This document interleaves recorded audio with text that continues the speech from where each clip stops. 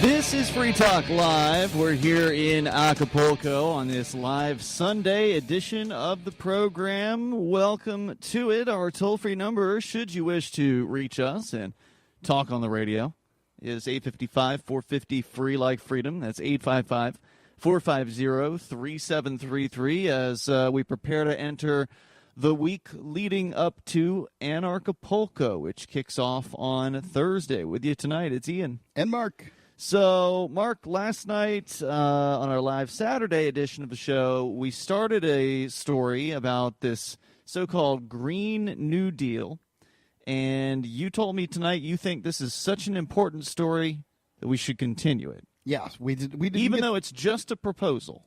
It's just a proposal, but it's a proposal by a lot of Democrats that are running for president here in the future. Okay. And Trump, with his controversial presidency, is possibly going to be the first person in close to two decades that would only have one term. Okay. Clear? Because he's been upsetting so many people on the left and the right, is what you're saying? I mean, yes. He hates, and especially the politicians in Washington, D.C., which are important gatekeepers. Okay. So last night, the reason we didn't even get through the stories, because we're open phones. You can call in. You can bring up anything that you want. If you want to take control of the airwaves, our number is 855-450-FREE. That's toll-free, 855-450-3733. Speaking of Trump, I've actually got a clip here from him that we can play where he is warning against socialism, which, of course, a lot of these people who are proposing these green things are probably socialists, I would guess. I think AOC, Ocasio-Cortez certainly claims to be. Elizabeth Warren probably wouldn't shy too far away from the term. Cory Booker probably would. Kamala Harris, he would shy away from it? Yeah. Okay. So we can go into that. Also, our Discord call-in line rooms are open and available to you, and that's a way you'll sound almost like you're sitting here in our semi-rooftop studio in Acapulco as, once again, we watch as another sunset begins here. So, Mark, where's the story from again? Yeah, this is from thefederalist.com, and the first things that we talked about were they wanted to ban what the Federalist calls affordable energy, but basically ban fossil fuels, including natural gas. And this is where not going to happen. Yeah, a lot of the energy in the world comes from. So also eliminating nuclear energy. If you want to have if you want to eliminate carbon dioxide in the air, and you want to if you want to eliminate carbon dioxide, you want to kill the world's forests. No, if you want to eliminate the increases of carbon dioxide in the air, okay, and you're not willing to entertain nuclear energy, you just live in a fantasy world. Okay, that's all. They also want to eliminate 99% of cars because, well, they want to eliminate the combustion engine vehicle. They want to gut and rebuild every building in America because they want every building in America, that's a quote, retrofit every building in America. Are they going to pay for it? How is that going to happen? It's magic Democrat money, Ian. Yeah. I mean, because the only way that you're going to be able to do that, first of all, the logistics of accomplishing something like that are staggeringly insane to even think about because there's so many buildings. And further, where the money would come from, well, they'd have to crank up the printing presses, right, which would lead to massive hyperinflation. What they could and would do is they put large taxes on the coolants. Basically, what the idea is to retrofit every building in America for energy efficiency, state-of-the-art energy efficiency. So coolants will then be taxed heavily. That's how this is going to be done. Also, they want to eliminate air travel and replace it with high-speed rail at a scale where travel stops become necessary. It's ridiculous. Air travel stops. Air travel stops becoming necessary. This as they flit about from place to place on their own airplanes. Yes, likely. But they want it to flit about on electromagnetic magnograv, right? So choo-choos like they saw in Black Panther. So get rid of airplanes and then make it so everybody has to ride on a train, which of course doesn't go everywhere. So when you get to wherever it is the train station is that's nearest to your destination. I mean, in Keene, where we live, it's a half an hour away. That's not too bad. So you're supposed to bike to because they also want to get rid of cars, they said. So what's the plan? Well, you could use electric vehicles to get from here to there. They'd be fine with that. I see. Okay. Yeah. if rail travel was practical, people would be doing it now. Yeah. But instead, it is if it incredibly were affordable expensive. and practical. It's expensive, It's slow. and Amtrak has to be subsidized to the tune of billions of dollars per year. Right. They also want to give everybody a government-guaranteed job. The bill That sounds proposes, awful. Yep. The proposes the United States government will provide every single American with a job that includes a family-sustaining wage. Wow. Family and medical leave, vacations, and a pension. So basically, fake make-work programs that have nothing to do with anything that's demanded in the marketplace. I mean, we have no idea what they exactly mean by a government-provided job, but if it's not something that the marketplace wants, then it's a waste. Well, the previously Obama and McCain both agreed that we needed a this program, this employment National program. service is what they call it. National service program that was as large, as powerful, and as well funded as the United States military. The United States military currently sucks up 1/2 of U.S. discretionary spending.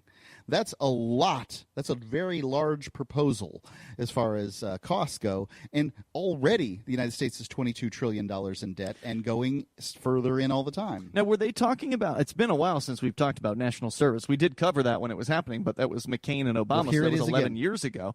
Were they talking about paychecks for national service? I thought it was like, oh, you got to do this because it's your service. Yes, they pay people who get drafted in the military. Okay. So, yes, absolutely. Free education. So the Green New Deal promises free college or trade schools for every American.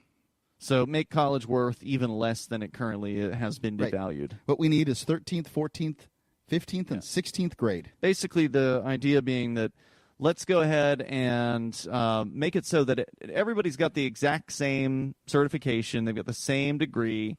So therefore, no one person will stand out above the next. There's no point, basically, to even continuing. Would they then also make college mandatory as well? Well, that's next, I'm sure. Uh-huh. That's what they did with high school, right? Yeah. Like first it was everybody deserves to be able to go to high school if they want to go to high school, and then high school becomes mandatory for everybody. In high school, as a result, currently, today, a high school diploma is worth nothing. Jack. Nothing. I mean, so much so that if you get a job, you check high school diploma as having a job. No one asks you to see it. No, why would they? So having a high school diploma is as good as any lie. Yeah, I mean, you were able to fill out the job application, so therefore, you're good enough. Right, and it's no doubt that there are some job applications out there that require a bachelor's degree, but what will those same jobs require once everybody Has a bachelor's. has a bachelor's degree? I don't know. But So this is just a big old giveaway program. We want everybody to come on board. Here's all these freebies that we're going to promise, and we're going to blame Trump because he's going to veto it maybe, and then therefore elect them in 2020 is the idea. Elect them if you want to see all these wonderful promises come true. who doesn't want free education for life? Wouldn't it be wonderful to just go back to school if you feel like it? Off you go. No, I'm just not interested in going No, to I'm school. not that either, but I can imagine that lots of people are. But if you're guaranteed a government job in the process, then who cares if you're going to school?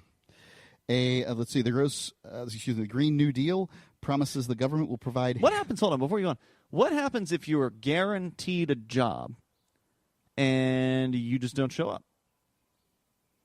Is it guaranteed to be there for you if you are a total piece of S who never shows up on time and doesn't do the things that you're told to do? I mean, again, I'm telling you these jobs are going to be worthless anyway, but presuming there's some sort of requirement that you're supposed to perform at this job, do you just kind of have dibs on it forever? Well, what How's we've that work? seen is that government bureaucrats, in many cases, don't show up for work for months.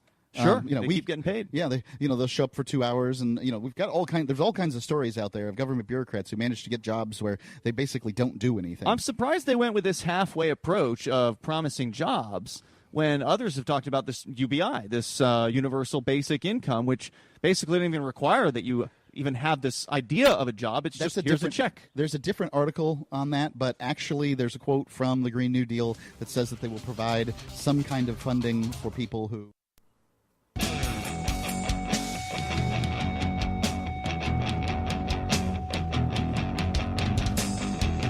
Is free Free Talk Live. We're here in Acapulco. Our toll-free number, if you want to join us, is 855-450-FREE, like freedom. That's 855-450-3733. And we've got the Discord on-air call-in line rooms over at discord.lrn.fm. So jump on into one of those. The Discord server is our chat server for listeners of the show, and it is available to you 24 hours a day. There literally are people in there, it seems like almost all hours of the day and the night. So before, during, and after Free Talk Live, you can join whatever conversations happen to be happening there over at discord.lrn.fm. And that is, as I say, another way you can also call in live during our live show hours, which, of course, are all 7 nights per week over at discord.lrn.fm. Yeah, I was just watching one of the Bitcoin.com videos. Every week they put out a new news video, and you can go check them out at YouTube. Just look for Bitcoin.com. And apparently there've been some innovations in their new Badger wallet. So they have a wallet that allows you to do split payments and a variety of things. So if you want to, say, for instance, somebody's buying some licensed music or whatever, and they're going to spend $1 for the song, and the artist gets 90% and 10% goes to, I don't know, the promoter or something. Well, that wallet apparently allows you to create a dress that makes that happen just instantly, and everybody's paid. It's pretty amazing. Go check them out and see the video, watch the video on YouTube, and check out the website, bitcoin.com. All right, let's go to the phones, do the fun. I presume you have more on this Green New Deal coming up, Mark, that you want to share. Are there more points to this thing? Okay, yes. We got more to get through here in this big giveaway program, this promise from government goons on Chicken the left. in every pot. We'll get into that coming up here, but first, tell that to the people in Venezuela who can't even find the most basic the socialists here in the items. United States are making big excuses about that, too. All right, let's go to Jim. He's listening in Independence, Missouri. Great name of a town there, listening to KFEQ. Hello, Jim. You're on Free Talk Live. Hi, Free Talk. Thanks for taking my call. Yes, sir. Go ahead. Okay, yeah. Loud and clear. Okay.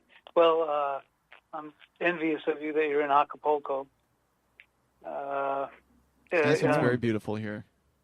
Yeah, and anyway, I'm glad that there's this show because, and that when there are new radio talk shows, because, I mean, I think that most of the radio talk shows, and one guy in particular that counsels people on whether or not they should buy a gumball, he's on 1,500 radio stations. It's just whitewash. Who? It's just to keep people from being able to talk about what's on their mind. So I really like. Who is it that is counseling people over whether they should buy a gumball? Who's on 1,500? Dave Ramsey. Dave Ramsey. Oh, well, he's not on that many stations. He's on maybe around 400, 500, I think. I think about 500 stations. He's massive. I mean, there's no doubt. Dave Ramsey is one of the biggest. He's the largest independently syndicated guy in America. Yeah, he's huge. I don't want to harp on him, but it's just one example of. No, I wasn't intending to. I was just curious what you meant. I mean, to be fair to Dave Ramsey, the guy does, from what I understand. I mean, I've not listened to a lot of his show, but I've heard him give some pretty good financial advice to folks. He's trying to help people get out of debt. And that's, that's a pretty good thing to do, right? Get out of debt? Well, unless you're somebody, the way I see it, if you're dumb enough to get into debt, then you should be left in it. Well, that's kind of a nasty thing to say. I mean, a lot of people got to learn at some point. A lot of people are young and they don't know any better, right? Like the credit card companies will just come right in, and a lot of young people think a credit card is just free money. They don't understand it. They don't. You don't learn in government school what a credit card is and They'll how teach you it works. what a parallelogram is, though. So I don't know. I think that people need to be cut a break, and if they want to turn their lives around, then I think that's a good thing. Yeah, anyway, but you're allowed to like any show you're allowed to like. Yeah, absolutely. At the same time. Yeah. So go ahead with what you were calling about tonight. Anyway, I'm glad that there's a show where you could call and talk about what's on your mind, and yes. So. I'm not completely ready to kick my Federal Reserve banker to the curb. So how do I, let's say I have an extra $1,000. How do I slowly get into the, what do you call it, alternate currency market, or how do I slowly ease myself out of the Federal Reserve Are you Bank? interested in Are you interested in cryptocurrency, gold and Oh, silver, yeah. a mix of both?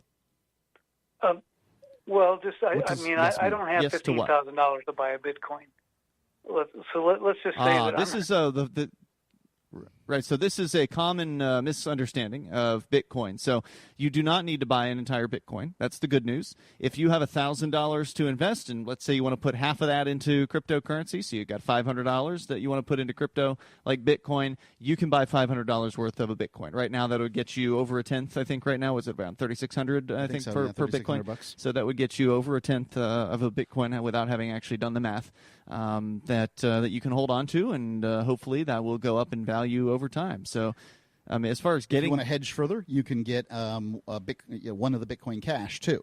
Sure, you you can can do go that in there too. and get That's some cheap. of that, and you can go get some gold and silver is a great hedge against inflation because you never know what's going to happen. Yeah, absolutely. And So if you're looking for recommendations on, go ahead. So I can do this at the discord.lr. No, I can do this at wallet.bitcoin.com. You just go to bitcoin.com, and I think you can go to buy.bitcoin.com, and that's where you can buy some. You can buy both Bitcoin BTC and Bitcoin Cash BCH through Bitcoin.com, which are two of the most popular cryptocurrencies on the planet right now. So that's a good place to start. And Bitcoin.com does have a wallet. There's also some other really great wallets that'll let you hold even more cryptocurrencies out there as well. So there's a myriad of options. It can be a little overwhelming. I would recommend doing your due diligence and learning about Bitcoin first. So Bitcoin.com does have a nice Bitcoin Academy that is free. You can just, sit there and page through it and watch the animation or watch the, the different art frames, and they explain to you what it is that makes Bitcoin special and why being decentralized and distributed and, basically impervious to attack by the government is a very, very useful thing. And let's see, as far as gold and silver these days, I think we like RRBI, which is the folks down there, Roberts and Roberts. They do good work selling gold and silver. I think you can go to gold.freetalklive.com. I don't know about that, Mark. You might want to check that before you. I'm checking it now. Yeah, before I would suspect that I might don't go know to about RRBI, but it's been a while. I Okay, get so you're my just looking for gold and silver cryptocurrency? through Hello? Yeah, Oh. you're right here. I get my gold and silver through George Norrie. Hey, Okay, I gotta go. Hey, I gotta wherever go, you gotta guys. get it. Hey, thanks for the call tonight, man. Good luck Yeah. out there with your investing in alternatives to the government system. Definitely appreciate hearing from you, and you can join us as well. The toll-free number here is 855-450-FREE. There is a learning curve to Bitcoin, and that's why I say do your due diligence first. Take some time. Learn a little bit about it. Go watch the intro over at the Academy over at Bitcoin.com. Just look for Bitcoin Academy when you're there. I'm sure it's up in the menu system somewhere. There's a lot of stuff at Bitcoin.com. It can be a little overwhelming. Website, yeah. So take your time, dig in, ask questions. He did mention our Discord server, and that is a place where you could actually go and ask some questions. There's a cryptocurrency channel in the Discord server at discord.lrn.fm. That's where you can crowdsource some questions, get some different answers besides maybe what me and you might give. And you can buy gold and silver through gold.freetalklive.com. All right, 855-450-FREE is our toll-free number, 855-450-3733. And where does that take you, Mark? RRBI. Okay, good. Good folks over there. All right, more coming up here. You can join us toll-free, 855-450-FREE, like freedom, here on the live Sunday edition. It's Free Talk Live from Bitcoin.com wants you to know about SaveItPurse.com. Since launching in 2014, over 200,000 users have saved an average of 15% for a combined $4 million using Bitcoin, or BTC. And now you can use Bitcoin Cash, BCH, to fund your account. You can save between 5 to 33% on things you're going to buy anyway when you shop using SaveItPurse.com. Add items to your cart, fund your account, select your discount, and save. SaveItPurse.com. Save ATPurse.com.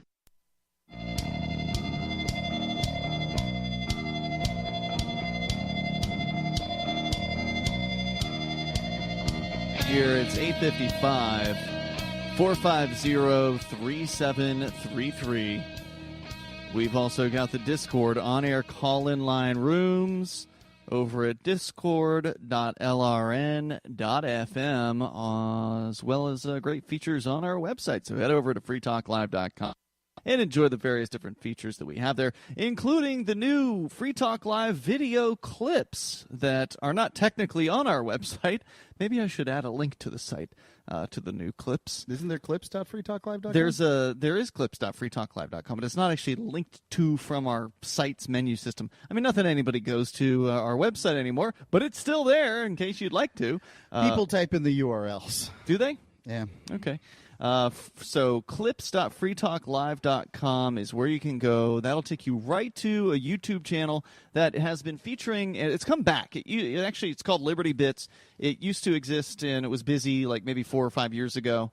And we coaxed Eric Freerock out of retirement. He's back at it, cutting up Free Talk Live video episodes, for which he will not have any this week because we're not doing video from Acapulco. It would be prohibitively He can take the difficult. audio of the show and just put pictures up. He's got plenty of back episodes, so he's just going to go into the back episodes. A lot of our stuff is evergreen content, so it's not really time sensitive. So he's making up clips of the show on video format. He's adding in some pictures and stuff like that to those clips to make them a little more visually interesting than just us sitting in a studio. It's like actually having a real producer, Mark. It's pretty cool. That's nice. And so you go to clips.freetalklive.com, then subscribe. It's a YouTube channel. Then you'll get notices. Or if you don't like subscribing to YouTube or whatever, you can also follow us on Telegram at telegram.freetalklive.com, at Twitter at twitter.freetalklive.com, or the new decentralized Mastodon platform at toot.freetalklive.com. Notices of the new videos will go to all of those platforms. So if you're subscribing on any one of those, you'll see these notices. And if it's something you're like, oh, yeah, I liked it when you guys were talking about that the other night, or you listen to it for the first time and you like it, share it. Share it around. And then these are things that, maybe some of them will go viral. I don't know. You never know what's going to go viral. You never really. Although I did know that the Pho restaurant in Keene, I pretty much knew that one was highly potential for viral. So anyway, go to clips.freetalklive.com as we go to the phones and the phone. I actually thought we were going to the phones. Looks like Larry dropped off the line. Now, again, we also have our Discord server over at discord.lrn.fm. Mark, let's get back into, as the sun begins its setting here in Acapulco, back into these giveaways. All the freebies you could imagine, free college, free jobs, guaranteed jobs. You can just have a job. Doesn't matter what you do with the job. It's guaranteed. So, you can't lose it, right? Yeah. So we don't have all the details on these proposals, but that's what they're proposing. What the people that propose jobs for everyone believe is that the government is somehow, as good, nearly as good, in the neighborhood of as good as the marketplace for determining who's good for a job and who's not. I mean, that's just nonsense. The government's terrible at it, and all you have to do is look at Soviet Russia, right? When the Soviet Union started the government cars they had there. Well, even before that. Yeah. So the Bolsheviks take over. They're like, well, now what do? We hate money. We don't like money. Well, I guess we're going to have money.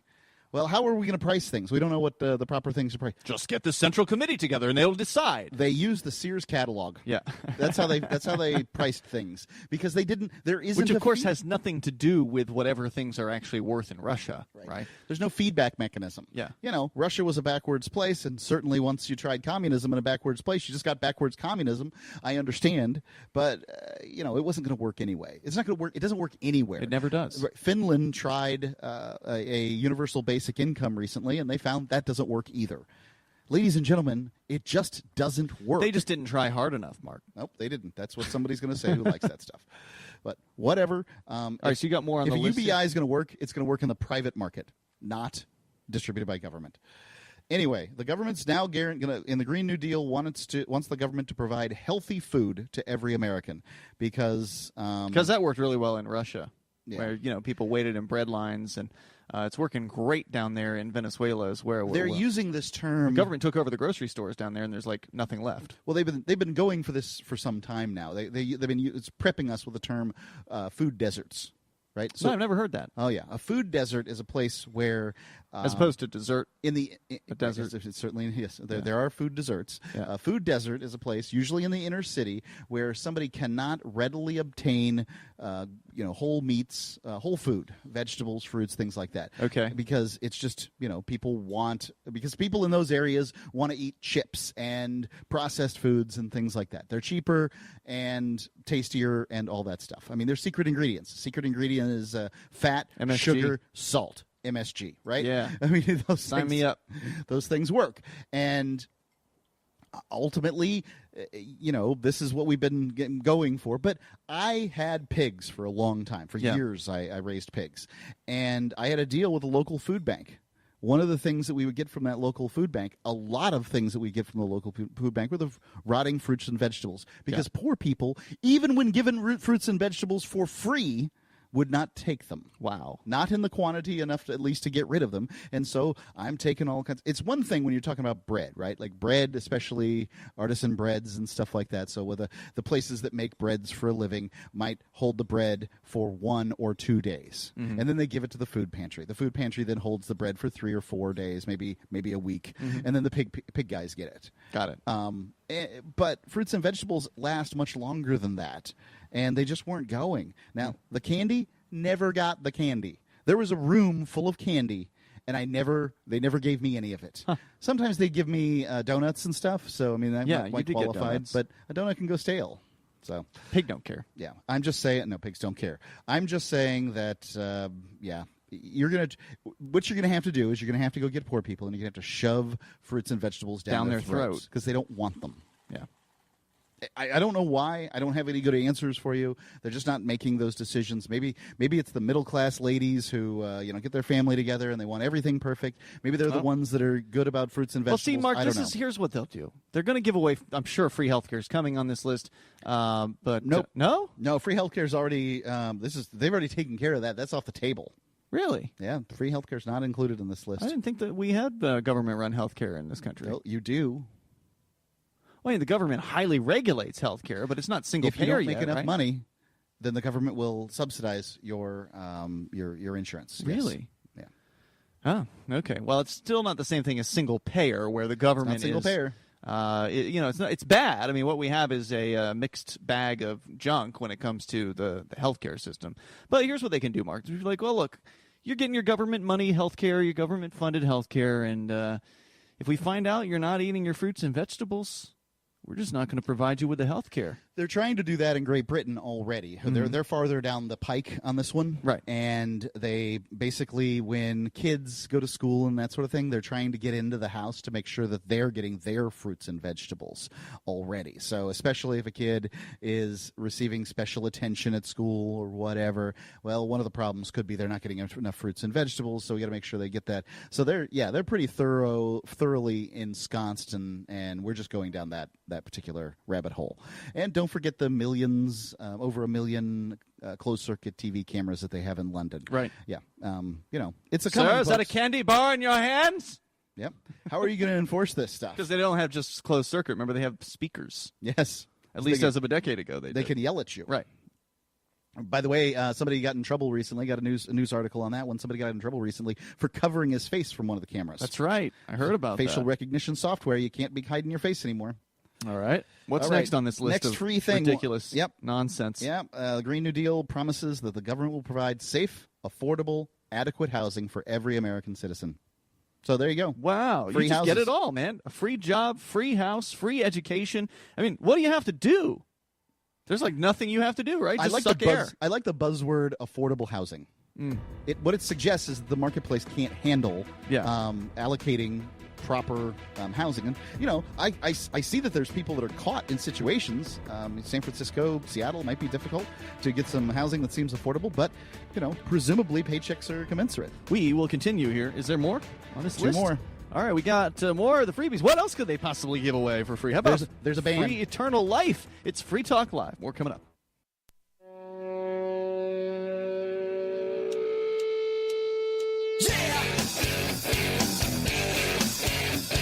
It's Free Talk Live. We're here in Acapulco, Mexico, as the sun has set down. We can no longer see the sun. Still bright out here at the moment, but it's going to get dark pretty soon. And folks are already going to be rolling in coming up tomorrow for the upcoming Acapulco. Starting on Thursday, our own Derek J. Freeman is expected to arrive into town tomorrow. I believe Lynn Ulbricht is coming tomorrow in as well. So folks just kind of rolling in here and getting comfy, enjoying the weather, which has just been beautiful. Hasn't rained a single drop since we've been here.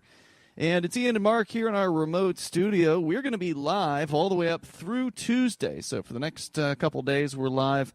The guys down in or up in Keene, New Hampshire, are going to be taking over on Wednesday for that show. And Thanks, guys. And then we're going to be back on Thursday from Acapulco through the weekend. It's a 4-day-long event, so we've got a lot to cover at Acapulco. There will be, I'm sure, countless people with whom we can speak, some of whom you'll probably have heard before if you've listened to Free Talk Live for a long time. Others you may never have heard before in your life. Yeah, so. I'm curious of the sort of the listening audience, what they think about the interviews, because it's a deviation from our normal format. It is, yeah. But to me, we're getting to talk to a lot of very interesting people. Do you like it? Do you not like it? Do you skip over them? What's your opinion? You can email me at mark@freetalklive.com. I'd be interested to know. But I know that everybody has said that they really loved the combo of Vincent, Chris, and Will last week. Yeah, last week. So that's going to be happening again. No, actually it won't. But Chris and Vincent will be together, and then I believe Jay Noon will be joining them on Wednesday. But anyway, you can go to freetalklive.com and enjoy. I'm sure they'll have fun, too. Yeah. You can go to freetalklive.com and enjoy all the features there. And also, if you want to help support the show, then do like Chris did. He's a silver amplifier over the AMP program at amp.freetalklive.com. ampamp.freetalklive.com is where you can go get signed up. $5 per month. And that gets you access to perks that the average listener does not get access to, although we do give a lot of stuff away for free. You'll get some benefits, like you'll get access to the AMP and supporters areas on our Discord server. There's an AMP-only Facebook group for those of you still on Facebook. And there's a bunch of other bennies there. So head on over to ampamp.freetalklive.com and do like Chris and join up. You can use credit card, you can use PayPal, you can use Bitcoin, BTC. It is up to you. And we really appreciate it because it's money that we can use to advertise, market, and promote Free Talk Live. Get on more radio stations with the ideas of freedom. So if you think we're worth the price of a fancy cup of coffee or a hamburger or whatever every single month, we sure would appreciate it. It's amp.freetalklive.com. All right, Mark, I know you got more on this Democratic giveaway bonanza, but first we go back to the phones and to the fun. We got Larry on the line in Evansville, Indiana. He's listening to WGBF. Hello, Larry. Hi, how you doing tonight? Larry. Hey, good. You're on the air. Good, thanks. The reason I called is concerning this new Green Deal. And I say this only because I had the opportunity. I was in the Air Force. I'm retired from the Air Force, but I had the opportunity to be stationed in Germany during the time when the Berlin Wall was still up. And in addition, I had the fortunate experience of being able to talk to people that lived in East Germany at that time. And, you know, this parallels, this new Green Deal, the agenda is going to parallel what's going on there. You know, socialism is simply a lower, one step lower than communism. But the new Green Deal, okay, we eliminate air traffic, we eliminate automobiles. That's going to concentrate population in the large areas. The San Francisco's, the New York. They do want to do that. That's right. That's one of the things that's sort of stated. Right. And they're also working toward, they're pressing toward eliminating the Electoral College, which would make it a straight popular vote. And then those areas that with the largest populations will actually be able to control the rest of the nation, like the Midwest. And those they would need to amend the Constitution in order to get rid of the Electoral College. So, I mean, that would be an even higher bar for them to pass. Sure. It's going to be hard as hell for them to do anything as is, let alone amend the Constitution. Right. But when you're talking about the socialists, they attack at the weakest point. They're attacking at unborn children. They're attacking the old, and they're attacking the poor. Now, when you remember that when Obama was president, he said we need to build a middle class out. Well, what happens there is that in providing affordable housing, well, in East Germany, They would provide a person a place to live. They would provide a person with their clothes. They would provide a person with enough food as long as they were productive. And they had them working, but yet they had barbed wire around the potato fields so nobody could get in and steal potatoes. And when an individual would get old enough, then they were no longer productive. They didn't take care of them anymore. They let those people die off. And that's what happens with death panels in the so-called, free healthcare environments like the UK. Oh, what's that? You're too old. You're old. You're not working anymore. Well, maybe we just can't afford to do that heart repair for you. That's right. And you remember when Obama was president, and there was a lady stand up and ask him direct question about her mother that was, I think, a year or two or so either way of 100 and did a pacemaker. And he said, well, sometimes it's just better to give her a pill for the pain and have her relax. Did he really? That was yes. That was on television. It's been on the radios, and I don't have to quote on me. Well, that's how callous they have to be. That's how callous these programs end up, and of course they don't want to usually admit that publicly. So well, it's I interesting. can tell you this. We've had conversations like this. My wife and I have had conversations about this as a family unit. Is that if she or I are sort of hanging on there on some kind of life support system and just costing pull the plug an incredible amount of money, I don't know, $10,000, $20,000 a day or whatever it is. I don't know what the numbers are, but that's a life not worth living. It's time to let go at that point. Yep. So we've made a decision in our family. Now, when you turn over the government because of money, basically, and if you turn over paying to the government single payer, then obviously the government's going to have to decide who lives and dies. I'm not saying that that these decisions don't need to be made. I'm just saying that nobody's going to be happy when they're made by some kind of panel, some place that's divorced from consequences. I'd just like to add in here that it's not always just about money. It can also be about quality of life. I mean, even if you had the money to just keep pouring money into this hospital or whatever, and all your life is crippled on a bed, and you got a bedpan, and every now and then your son comes in to say hello, and it's just a sad existence. I think a lot of people would just want to end it because of that. A lot of people do force their parents to live through that because they can't argue on their own behalf. So they now mommy or daddy is there, and they just make them live in this sort of shell. Go ahead, Larry. In terms of that, I'd like to ask both of you a question, and that's what's recently happened in New York. Now they're pressing for in not New Jersey, but in Virginia, and that is I'll provide you an example, but of pressing for abortion right up to the moment of birth, and now what they're pressing for in Virginia is if a baby is born alive, or a botched abortion, a baby is born alive, they will set that, according to the governor, they will set that baby aside, resuscitate them if necessary, if the parents want them to be resuscitated, and then they will have a discussion on whether or not to keep that baby alive. Now, that's infanticide is the act. The crime is murder at that point because that baby is born alive. The example of that was a lady that now speaks against abortion, but years ago they used to abort babies with a saline solution, salt. And they would inject it. The mother would go like 2 weeks, and then supposedly, deliver a dead baby. And she survived 2 weeks in that saline solution, almost burning her to death. And she made it. She made it. She was born alive. Now, this is what they used to do. Now, it's graphic, but they go in and they tear these babies apart, and they bring them out in pieces. Or they put a needle on the back of their head and they suck their brains out. When it comes to the abortion topic, it's a hot one, especially on the radio. I used to be pro-choice when I was young and didn't want responsibility for, when I was young and single and didn't want responsibility for my actions. Yeah, I was pro-choice. When I got married and we had a kid, I saw how important and precious this life was, so I became pro-life. Then now, as time's gone on and the political divide has gotten so vitriolic and awful, what I've decided for myself is that I now take the position of pro-death.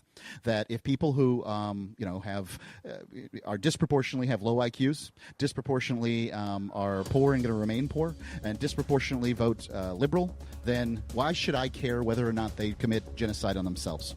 Thank you for the call tonight, Larry. I appreciate hearing from you. The toll-free number here is 855-450-FREE. That's 855-450-3733. We've also got the Discord on-air call-in line rooms. You can go to discord.lrn.fm. Hop in any one of those. We'll get you on the air with us here. We've got a full 2 hours to go. We got a special guest host joining us here in a moment. It's Free Talk Live. She seems happier. Her fur is so much shinier, silkier, softer.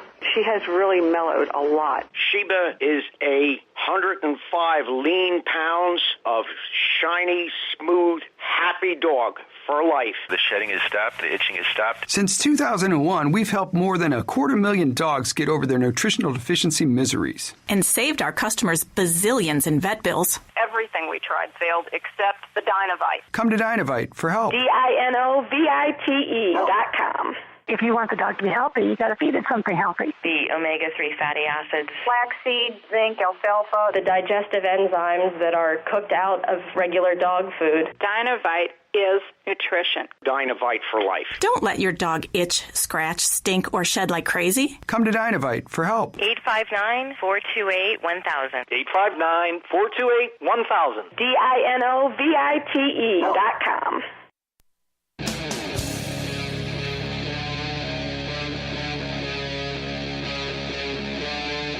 Free Talk Live.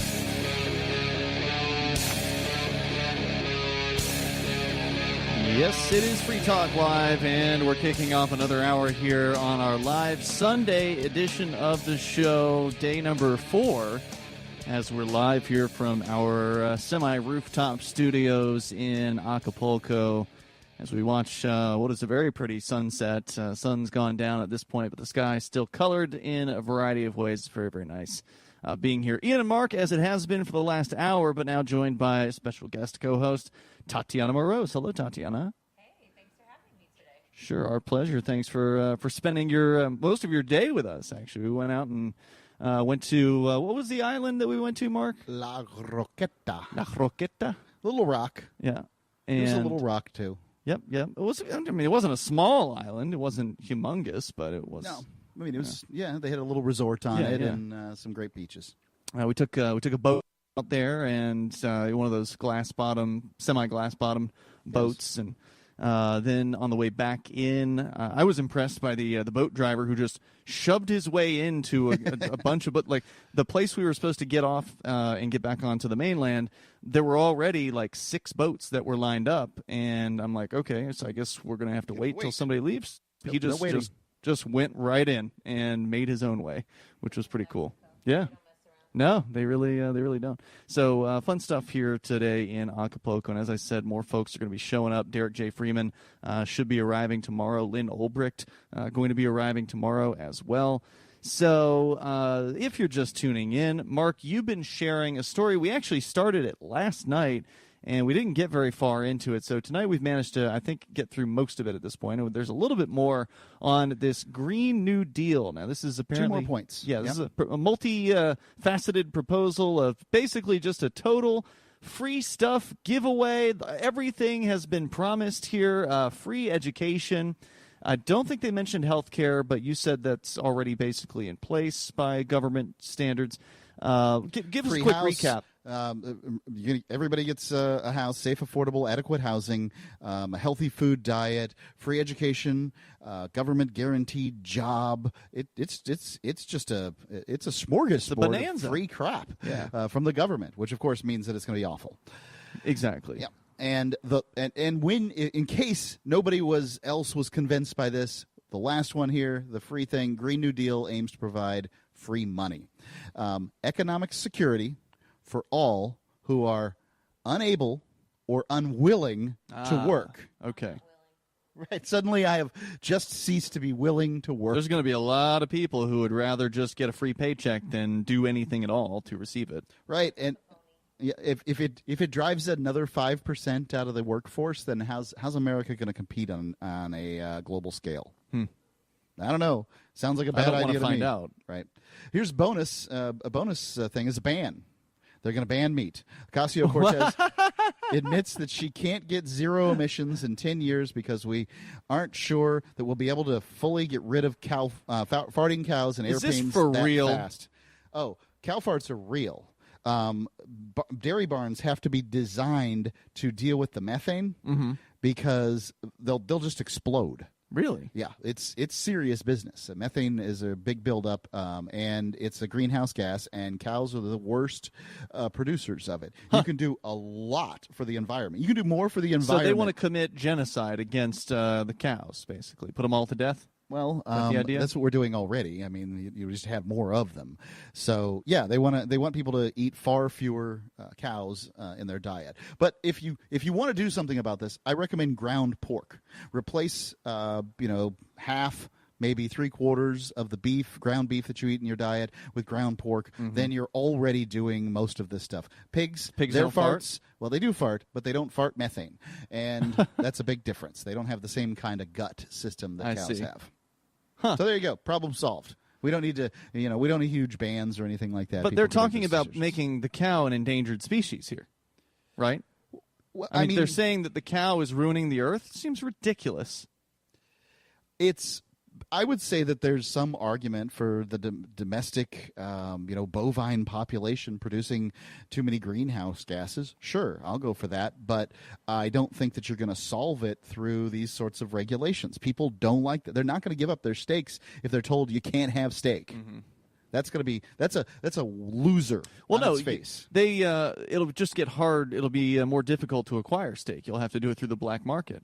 You'll have to go on the steak road on the dark net and order, you'll have to pay Bitcoin or Monero to get your steaks. It's like, what was it, Demolition Man, where they're buying the rat burgers. Rat burgers down right. in the dark areas. Yep, in the sewer. From Dennis Leary. Was it Dennis Leary? Dennis Leary was the leader of the underground. Okay. In Demolition Man. Well, there you go. So that's it. That's the list of things here. The Green New Deal uses the word massive to explain the size of investments, formerly known as taxes, 13 times. What? Investments? Yeah, they're going to call them investments rather than taxes. Investments are things that you do voluntarily in the hopes, taking risk, in the hopes that you will get a return. We have a new investment. definition of the word investment now, and it doesn't include voluntary. Sorry. Yeah, no, apparently not. Not anymore. The same way that we did... Nor does it include a return. Here's another quote. The same way we did the New Deal, the 2008 bank bailouts, and extended quantitative easing, say Markey and Cortez, who earned their degree in economics at an institution of higher learning that should be immediately discertified. This is the Federalist speaking here, but it's kind of funny. It's... obviously this proposal is outlandish and not going to happen. So I'm sure they know but the reason you wanted to bring this up is because it's an indicator of what they would ideally want to see happen, right? And people should know about that. Yeah, I think that when why these are bad ideas. 3 or 4 of the people who signed on to this are running for president of the United States of America, it's important to know about. We on Free Talk Live, we talked about the what was the name of that government program where everybody becomes drafted to work for the government? National Service? The National Service. Program? That was just a proposal, but it was a proposal put out and agreed upon by Barack Obama and John McCain. This is just that with extra, this is just actually National Service is just one of the gifts under the Christmas tree of the Democratic Christmas tree this go around, and it's big. They've got a big proposal, and they're ready to take down this darn capitalist movie star that they don't like, and they'll say whatever it takes to get rid of him. Let's go to the phones. To the phone, we got Penguin on the line, listening in Virginia to WNIS. Hello, Penguin. Hey guys. Hello, Penguin. Hope you're enjoying Acapulco. Yeah, hey, I just want to say also hello to Belle Fourche, South Dakota. I heard you took that from the Freedom Feed. There's a lot. Yeah, well, I don't think they're on tonight. I don't have the schedule in front of me. I think they're on late Saturday, so you missed them. But anyway. Okay. I'll call back. Thanks for the thought. But, yeah, I just wanted to say, I wanted to, first of all, the Green New Deal, absolutely fantastic. Outlandish, like you said. Sounds like it's written by 8th grader. Vincent was talking about it all last night. And, yeah, it's not a realistic thing. But whatever. And it's, it's where some of the people's heads are at. But it's not going to pass in a law or anything. I was actually just podcasting last Tuesday's episode, and you had a really interesting article that Johnson had brought in about BS jobs in corporate America. It was a great segment. Article was actually written by Roderick Long, which I actually heard of. I've heard of on a couple of different libertarian anarchist spaces. He's a really well thought of economist. It's kind of one of these guys that has his one foot in the Mises Institute Austrian side and another foot in the Center for Stateless Society left-wing market anarchist side. So a really interesting guy, good writer. And he was talking about, that these really inefficient jobs in large corporations that are there due to inefficiencies and people not doing their jobs right and to make others look good, or stuff like that. And we do have to realize that corporations are, if you've worked, like you said, if you work for a large corporation, there are jobs that are not efficient, not effective. Sure. And you know the waste if you've been on the inside of these places. Oh yeah, because just like how if you worked for the government, you are more in possession of the facts of how wasteful government is. I hate the idea of PR companies, but they're a reality out there in the world, and people question why Free Talk Live doesn't have a PR company. All right, so we got more on the way here. Penguin, I don't know if you had more to say, but if you did, stand by. We can bring you back for that here. And BS Jobs. Toll-free number is 855-450-FREE, like freedom. It's Free Talk Live.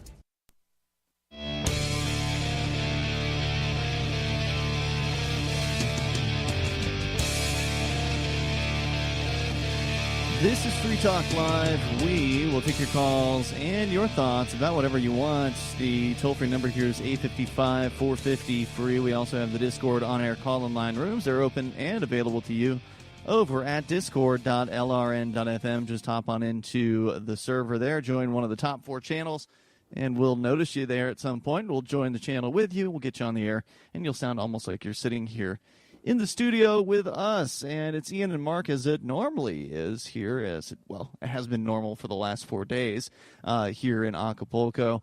But we also have joining us Tatiana Moroz from The Tatiana Show, which is a show you've been doing for how many years now, Tatiana? I think since 2015. That's a good run.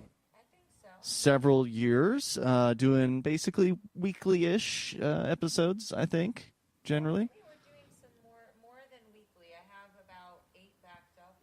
Oh, wow. Nice. It's a good feeling. It's a good feeling. Yeah. So, I want to put them out, like, a bunch of them at once, because otherwise they're not going to be really timely anymore. So that's always a little bit weird making that decision, but I'm happy. I've been traveling, so I've been doing a lot of podcasts and different interviews while I'm on location. And your website for that is thetatianashow.com. Folks can go there, subscribe to the podcast, and listen to those at their leisure. But you told me today that you're working on another show with former Free Talk Live co-host Stephanie Murphy as well. And that's going to be called... one of the greatest voices in broadcast. Yeah. Well, she's a pro. She does books, right? She does, like, the audiobooks. It's my understanding she's still doing it. I haven't dropped by recently. Proof of Love. Tell me about it. So I'm really excited about this, actually. I'm doing this podcast with Stephanie Murphy and also my good friend Lauren Kasovitz, and people want to check it out, Proof of Love Cast, like podcast.com. And It's not out yet, though, right? We're launching it on Valentine's Day. Okay. People can go to the site, and then on Valentine's Day we'll launch 3 episodes at once. So it's right on. Just be one teaser or anything. And, last year I went through a lot of relationship stuff. I fell in love. I also realized that I was putting up a lot of walls. And I noticed that a lot of people, especially in the crypto space, they do that too. So I wanted to talk about it, and maybe through sharing my own experiences with some good friends, bringing on some special guests and stuff, it would encourage people to be a little bit more vulnerable and face their relationship problems, and also to encourage them to invest a little bit more in themselves. Because we're all workaholics, right? Mm-hmm. And you have to kind of water all the trees in your garden or plants in your garden, whatever it is. So that's what we're trying to do. Got to get some exercise every day. It's really good for the brain. Exactly. A little bit of emotional intelligence development. That's what we're going for. So is it going to be primarily a relationship advice show? Yeah, we're going to be doing relationship advice, but we're also going to be talking about other self-care things. Okay. Anything that's really related to the emotional self-development, that kind of thing. Well, that would be cool because that's where Stephanie got her start in podcasting, was a show called Pork Therapy, where she actually did, take questions and emails and whatever from folks who had all kinds of, libertarians with relationship issues. And, of course, a lot of people have relationship issues no matter what their politics are. So she does compelling content. There's, always. Yep. We're really lucky to have her. And the thing is that everybody's got relationship issues. So if you're into crypto or if you're into libertarianism and your partner isn't, this could be a little bit of a bridge for people, and then they can relate on something and then maybe find some more common ground. Do you think that since it's going to have 3 gals who are doing the show, do you think it's more female focused, or is it going to be for both? Well, I think women like to talk about relationships more than men, but I think that men have an interest in it, and we're definitely going to be having a lot of male co-hosts and stuff. So I'm hoping it'll be equal. I think that most of my listeners are probably more male because political people are generally men are more interested in that, but I'm hoping to get, a nice mix of different people, and we'll see.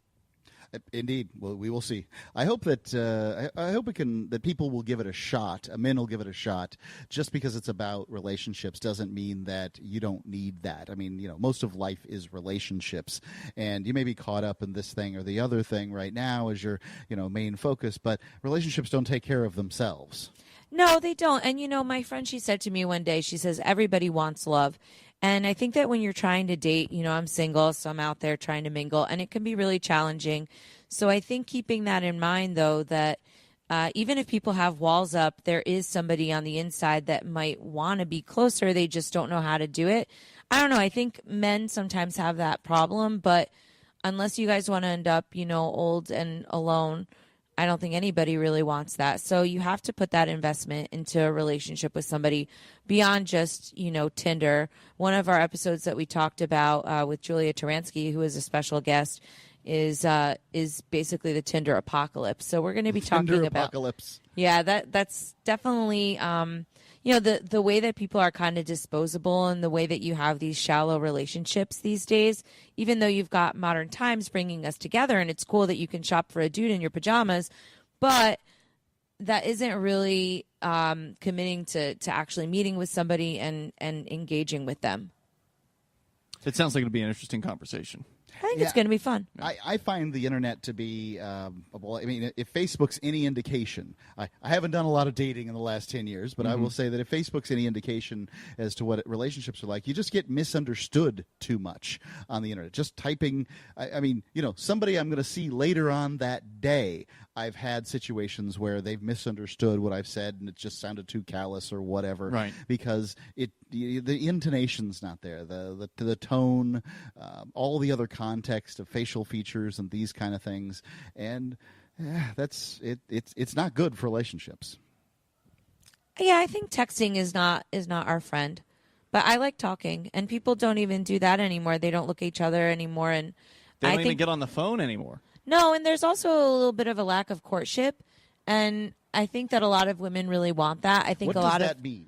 So, I know hold what it the means door. to me. Hold the door. Don't worry about this whole nonsense about not holding the door. The girls who are complaining about that are idiots, and they're ruining everything for us. I don't think that. I think they might be men on Twitter making fake posts. I really believe that door holding is the best thing you can do. I don't do it all the time. I try to remember to hold doors, but I'm not the best at it. And then there's so many automatic doors. And then what about a car? Should I be running all the way around every time to hold the door in the car? I do know a guy that does that sometimes. Yep. When we spend time together, and I love it. I really do think it's very nice. But it's not just about holding the door or something. It's just showing up and actually acting like you're interested, engaged, and like you respect the time of the woman. And the woman should do the same, right? Don't just sit there and say, "Hey, I want a free meal."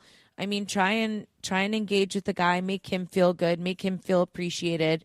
And I don't know, I think as I get older, I'm a little bit more old-fashioned. And I think that we need that because everybody has just turned into this very sex culture. And, sex is fine, but I don't think that lasts long-term.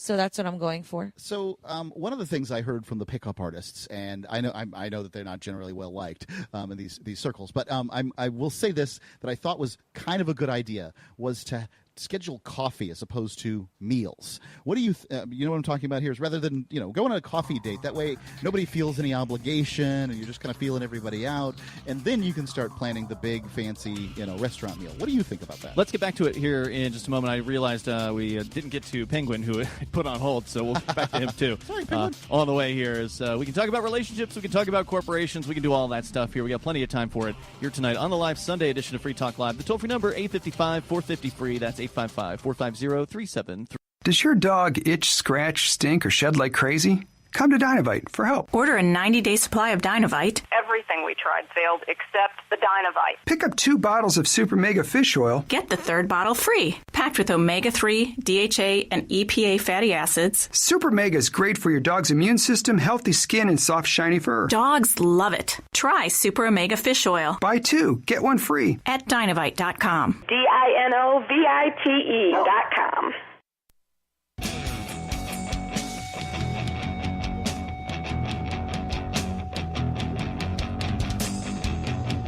Free Talk Live. You dial toll-free. Join us here as we're in Acapulco, Mexico. Sun has completely set. It is dark here, and the weather, of course, I prefer it at night. It's just perfect. The temperature. The reason you keep pointing it out is because we're out of doors. The breeze. Yeah, we're outdoors. And I like doing the show outdoors if we're not being besieged by mosquitoes, and we're not, which is very, very nice. Don't seem to be a lot of flying insects around here.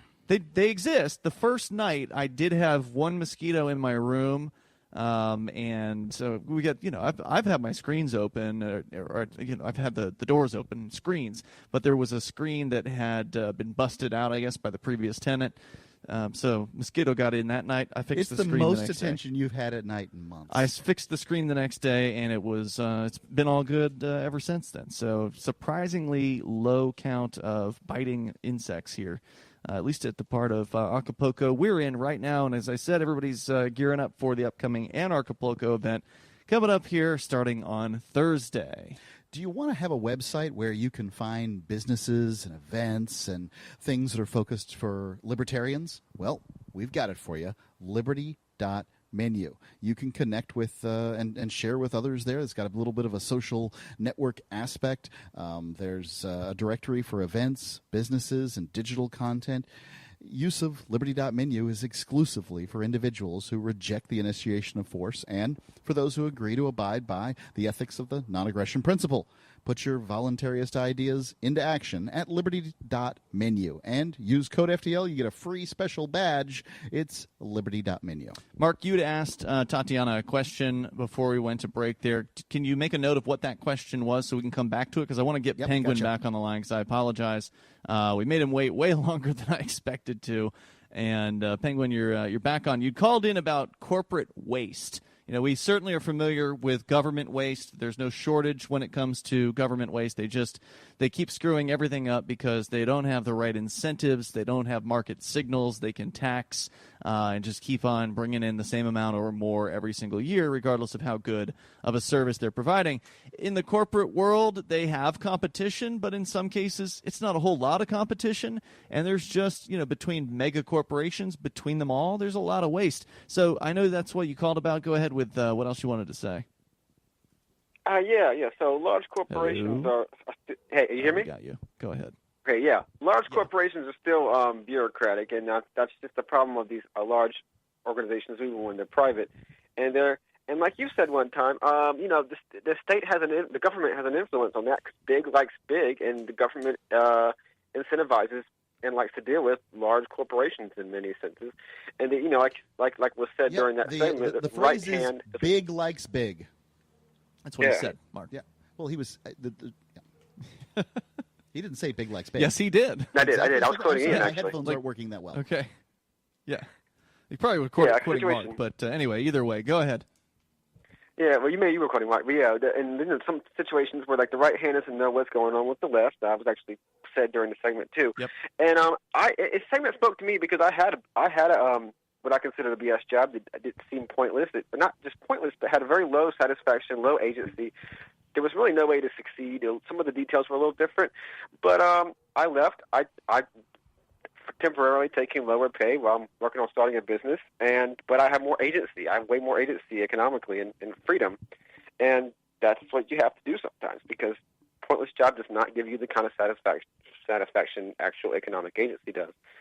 But I think it's good to have these different voices that'll criticize the corporate structures and corporate interests, because a lot of libertarians and caps, they want to be pro business, and I'm pro business. But when I want to look at libertarian business structure, I look at you guys, Free Talk Live and the church and everything, and I mean, you guys are solid libertarian, solid kind of voluntarist libertarians, and sometimes the libertarian crowd bristles at this anti-corporate talk.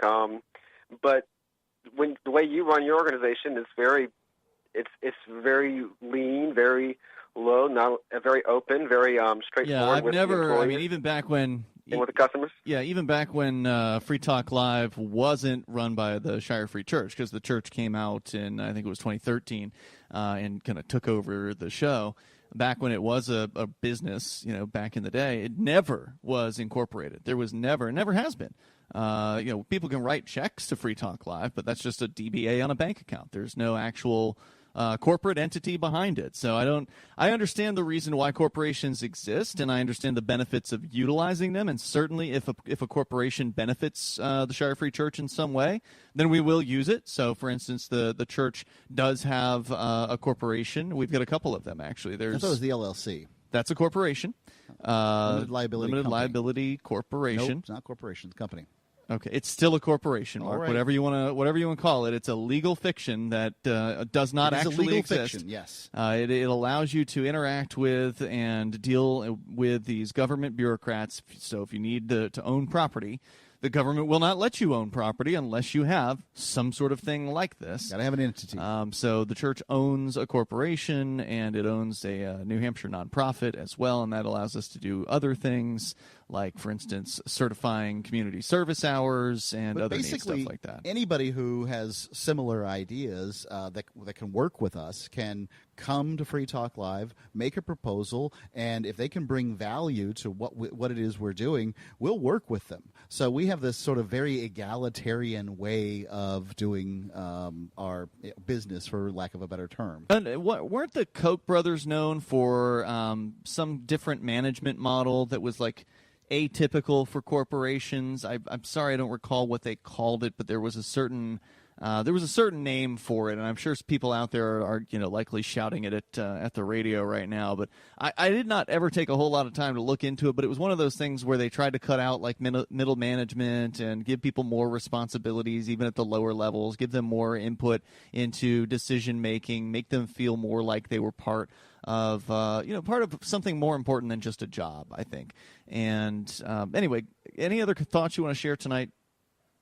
Yeah, just one last thing. I just want to say that, when I was working in for a big company, a corporation, I saw that I feel as though the government kind of incentivized them to be top-heavy, not because I think, there's too many managers, there's too many executives, but in relation to the bottom levels, they were incentivized to cut out the bottom levels, and which saves costs. But then you have a lot of higher salaries that like we could use one less manager and two new employees, and especially in my position, I was basically, for all intents and purposes, had the keys and the lives of hundreds of people turned over to me every night with very few resources. And it's like, I don't know if you're running this organization very properly, and I just had no agency as one peon out of hundreds to do anything about it. So, to have this agency over even myself, or a 1, 2, or maybe one day the business I'm starting will have maybe a dozen people. But to have that kind of agency, even with even having to make a lot of sacrifices, I think that will bring a lot more satisfaction to my lives and to most people if they if they have there's the value in there spirit. for sure. Penguin, thanks for the call tonight. I appreciate hearing from you. It's called market-based management. Now, I'm not saying I'm a fan of it. The Koch brothers stuff. Yeah, the Koch brothers. I don't know, a whole lot about it, but I remember reading it and I'm like, yeah, it sounds interesting. It's good to have people trying different things. Yeah, what the government, when you get government contracts in your business, what happens is you end up hiring people just to sort of fill out the paperwork and interface with the government bureaucrats. And these people, they're like you said, it's bureaucracy, and they're basically just government employees that are working corporate side. So we're here with Tatiana Moroz. We're going to continue with that conversation. Mark, you had a question for her. We ended up talking about relationships and like online dating and communicating, or the lack of communicating, that text messaging strips out, of course, all the subtleties of any sort of person-to-person, direct eye contact. It strips out any voice, subtleties that you pick up in an actual voice conversation.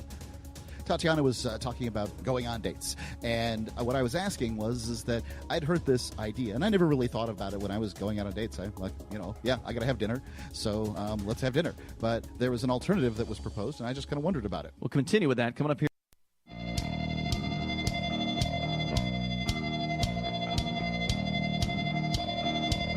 It is Free Talk Live. We're here in Acapulco. And it's the live Sunday edition of the program. Our toll-free number, if you want to join us on the radio, it's 855-450-FREE, 855-450-3733.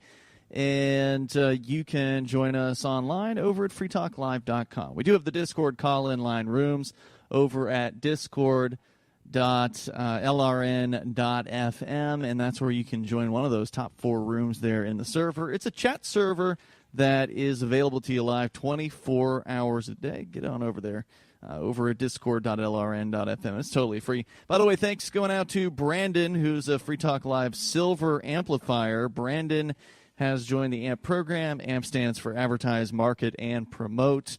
And that allows you to back up what we do here. If you appreciate the fact that we're talking about liberty and freedom and relationships and cryptocurrency 7 nights a week, we are on the radio across the United States on over 190 great radio stations on AM and FM throughout the USA, even beyond. We're heard in Guam, as a matter of fact.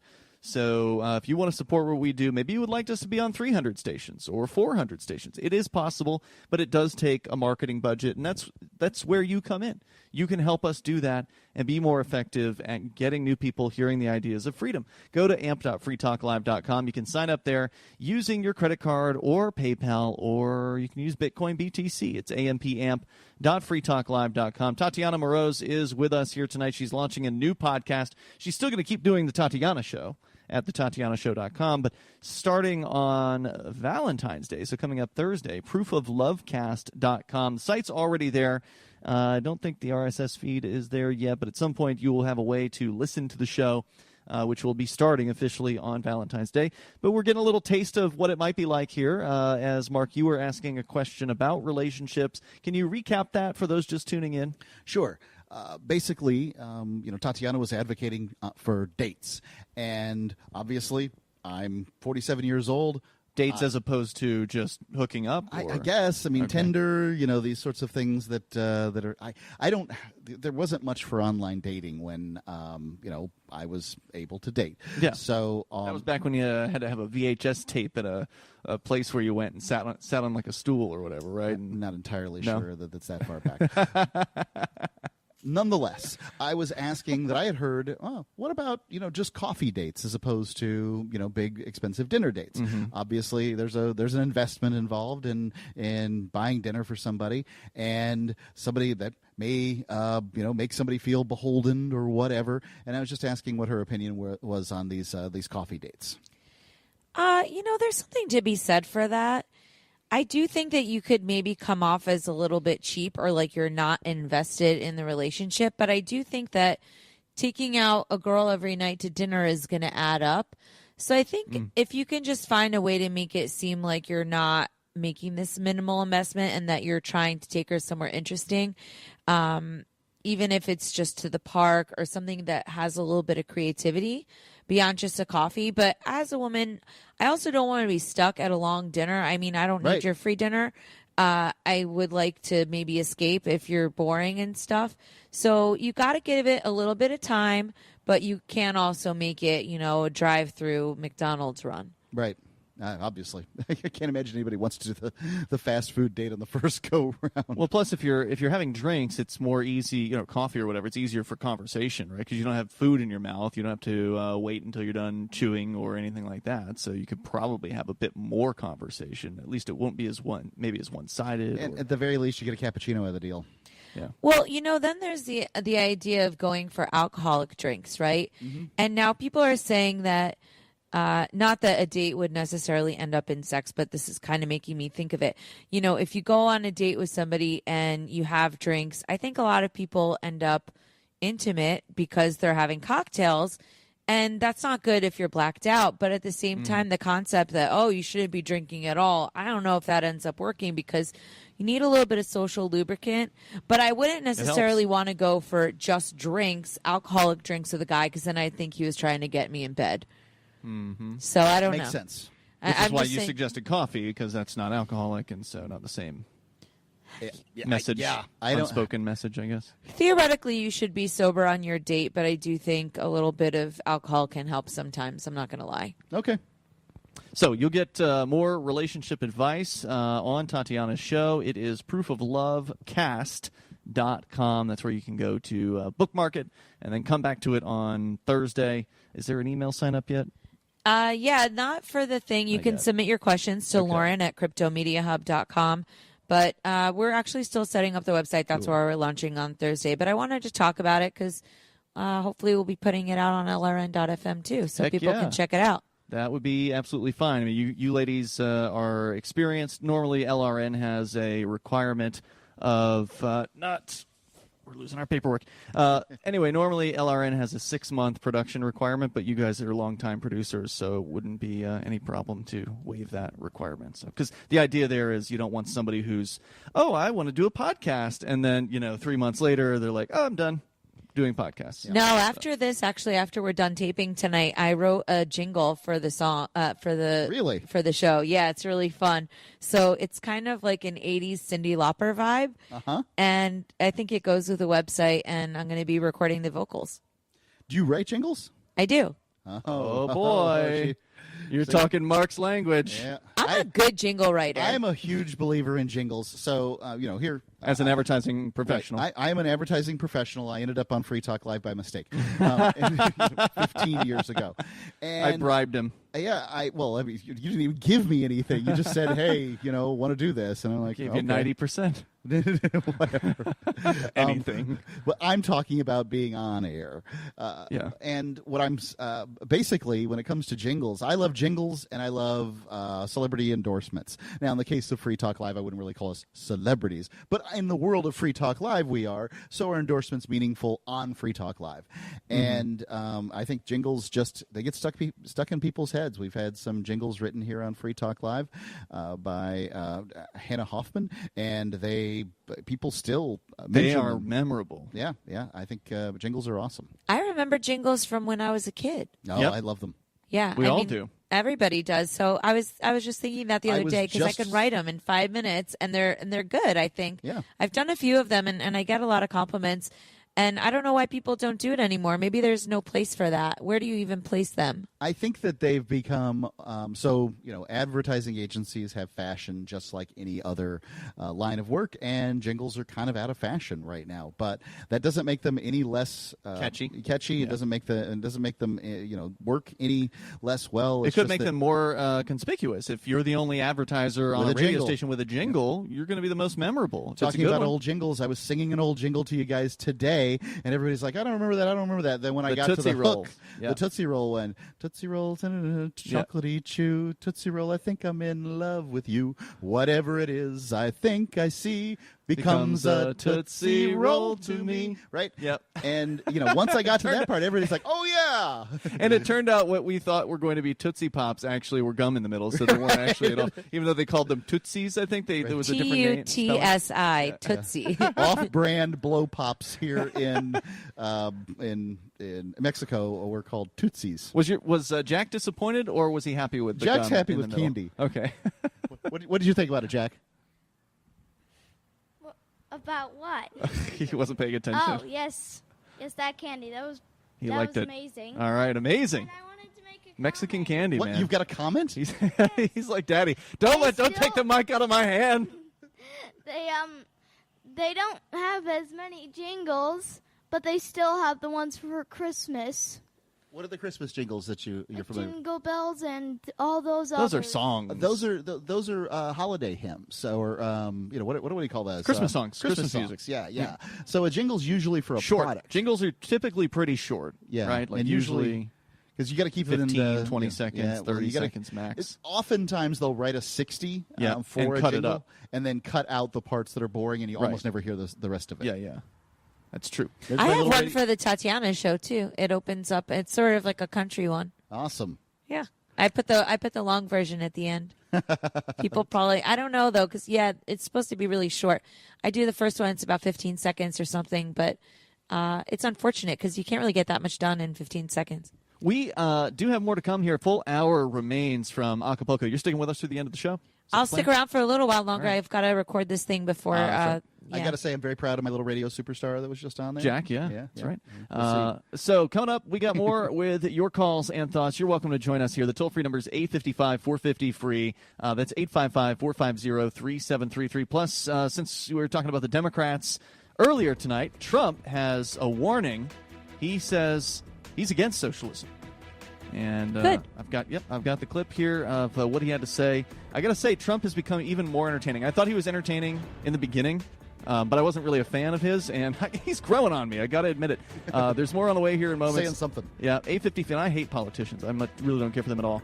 855-450-FREE. We got hour 3 next. It's Free Talk Live. We have some good news. The indictments against Ross Ulbricht in the District of Maryland were dismissed with prejudice, meaning they can never be refiled. This is especially good because those indictments contain the only charge ever made that Ross engaged in murder for hire. This was a serious allegation that Ross Ulbricht denies. It was never prosecuted or ruled on by a jury, but was trumpeted by the federal government and the media as if it were proven fact. The Maryland court held these indictments for almost 5 years, poisoning Ross's case and leaving him under a cloud of unproven allegations.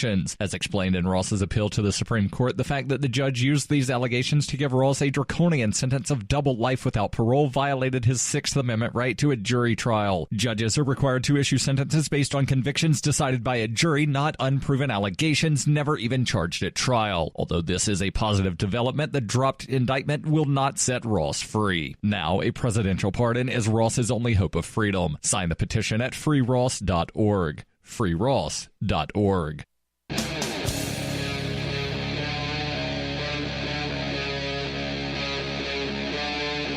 Free Talk Live. It is Free Talk Live. We're launching into the third hour of this live Sunday edition. Live from Acapulco, Mexico. Day number 4 of a series of live broadcasts that we're doing here, Mark, you and I. And we're going to continue doing them through the Tuesday night show. And then Wednesday we'll go back to live from Keene, New Hampshire with our crew that'll be in there in our studios in LRN.FM studios. And then on Thursday we will be, because that Wednesday we're actually going to be going to the hotel, getting things set up for the broadcast from Acapulco, which kicks off Thursday and runs through Sunday. So it's going to be a busy week, and we had a nice day today in Acapulco, spending time with Tatiana Moroz and Mark and family, and everybody went out to basically a beach on an island, essentially. La Roqueta. So you can still join us here. I'm pretty sure there are tickets available. Really great tacos. You got to talk about the tacos. Well, the tacos actually we got back on the mainland. Right. And what was that? Zocalo? Where was it? The Zocalo. Zocalo. Which is the downtown square, basically. Mm-hmm. And they've got a whole bunch of vendors there, and you found this taco. Laura found them, actually. She pointed them out, and they smelled very good, and they were very, very cheap. 40 pesos, which right now is just above $2. Yeah, $2.20 for 5 tacos. Yeah. I mean, they're not humongous tacos or anything like that, but it's a decent, The toppings made it all worth meal. it. Yeah, absolutely. They were good. Yeah, they really were. So, and then, they were so good, I'm like, yeah, I'll take 5 more. just because they're so cheap and so good. So you can come out here. It's still not too late to join Anarchapulco. Go to anarchapulco.com. You can use code FTL. Get your tickets there at a discount.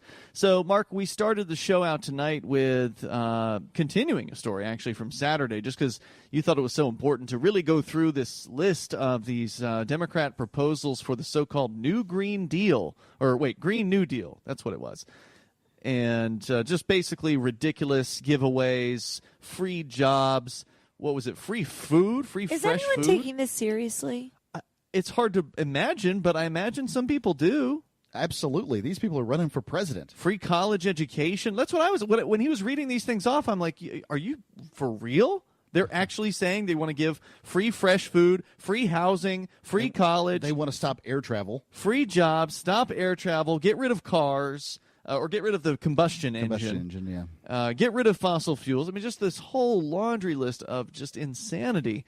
So Donald Trump, who, I did not vote for, just to be clear, and wasn't necessarily a fan of his back in 2016, the guy has been growing on me. He just doesn't care what people think. He's been upsetting his conservative base with a recent statement about how he wants to see more immigration into the United States. Legal immigration, yep. Right, legal, but, still saying he wants more immigration, which is making his supporters mad because the truth is they don't want immigration. They're not in favor of so-called legal immigration. They're xenophobes who are completely against people coming here. And certainly not all of them or anything, but a lot of the lip service that was paid on this show was, I'm all for immigration as long as it's legal immigration. These are what the callers And then he says, let's increase legal immigration, and then they go bananas. Right. Yeah, the InfoWars, which is an organization that supported Trump as he was running, has turned against him. They've called him out over this issue, and apparently, and that was something that he said during his State of the Union address. Mark, was the statement about wanting to see the largest amount of legal immigration into the United States in its history. Which is a big thing. It's a big thing to say. There were times when immigration was heavy into the United States. Yeah. So, I mean, I hope, like we said, we don't know what his plan is. I mean, I'm hoping it involves making legal immigration easier, because anything that makes the bureaucracy lesser, that makes the hoop jumping easier, is something that I support. But then, according to thehill.com, he said something else pretty interesting in that State of the Union address. Headline here: Trump divides Democrats with warning of creeping socialism. President Trump hadn't had much success dividing Democrats until he found a word that would provoke very different responses from different members of the party during his State of the Union address: socialism. Trump's warning of creeping socialism in the United States, deftly mentioned after a section of the speech on the unfolding political crisis in Venezuela, created an immediate public split among Democrats that was caught on live television. They then named some names like Chuck Schumer and some others who were among lawmakers who stood with Republicans to applaud Trump when he pledged that the United States would never slide into socialism, while others like Bernie Sanders and Alexandria Cortez and others who would, be happy to be labeled as a socialist, they stayed seated. So here's what Trump actually said in his speech. Here in the United States, we are alarmed by the new calls to adopt socialism in our country. America was founded on liberty and independence, and not government coercion, domination, and control. We are born... That is a pretty libertarian-sounding statement. I mean, acknowledging the coercion of the government. Now, obviously, he's not doing anything to reduce it, so I'm not claiming that, that he's some wonderful benefactor or anything like that. But the statement itself is just a rock-solid libertarian-sounding statement. Libertarians love to quote Reagan, and he didn't exactly shrink the government under his tenure either. Yeah, no doubt about it. There's a little more. Born free, and we will stay free. America will never be a socialist country. I don't think you can make that guarantee. Well, it's, he's just trying to say his piece and get reactions, and he's getting reactions. There's no doubt about it. And so I just thought it was an interesting statement because, Mark, you said on the air the other day that you think Trump is the most libertarian president that we've had in your lifetime. Right. I mean, I say it with a certain level of angst. I didn't vote for this guy and wasn't on board, but, he seems... He's either a genius or a buffoon, and I'm not entirely sure which. I'm starting to think he's a secret genius. I understand the point that you're making. At least he's entertaining. He's so definitely the entertaining. most fun, and he seems like something is going to change because he's so out of control. He's just wiling out, yes. saying all sorts of stuff. And I like it. I think it's a good time. Better than other presidents. Still an evil overlord, but Sure. maybe a little bit more of a wild card, which is exciting. And maybe he's listening right now and he's thinking maybe I should free Ross to win over the Free Talk Live crowd. And if he's willing to do that, he might get some more fans. That would be amazing. You can have my vote if you pardon Ross Ulbricht. Yep.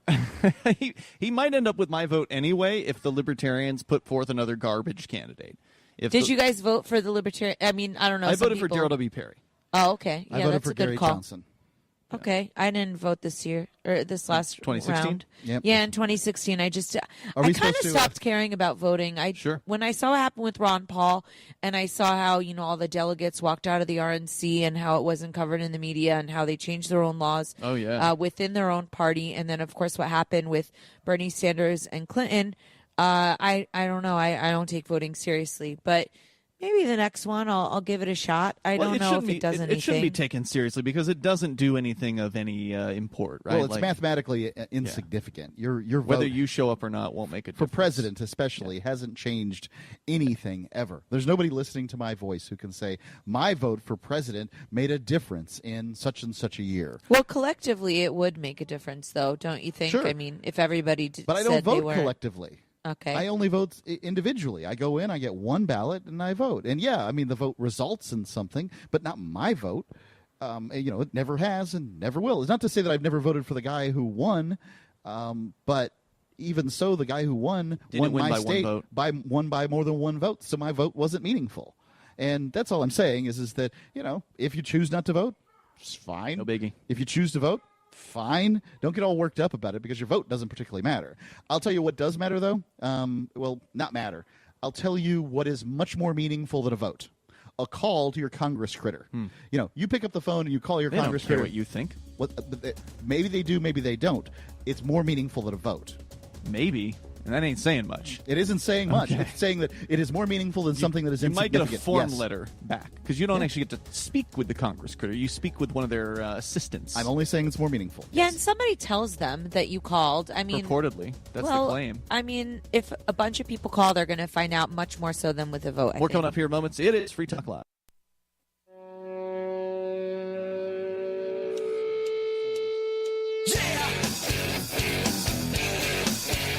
It is Free Talk Live. You can dial toll free and join us here.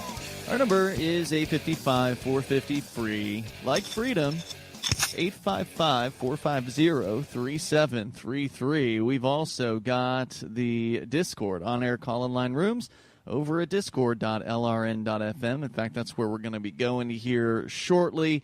And want to remind you about the cool features on our website over at freetalklive.com. Subscribe to our podcast. You can do that at feeds.freetalklive.com. There's different links. If you want to subscribe to the full podcast, you'll get full episodes of Free Talk Live, which are 2 hours a night, 7 nights a week. It's a lot to take in. You can also, the full feed has the full shows and the digests.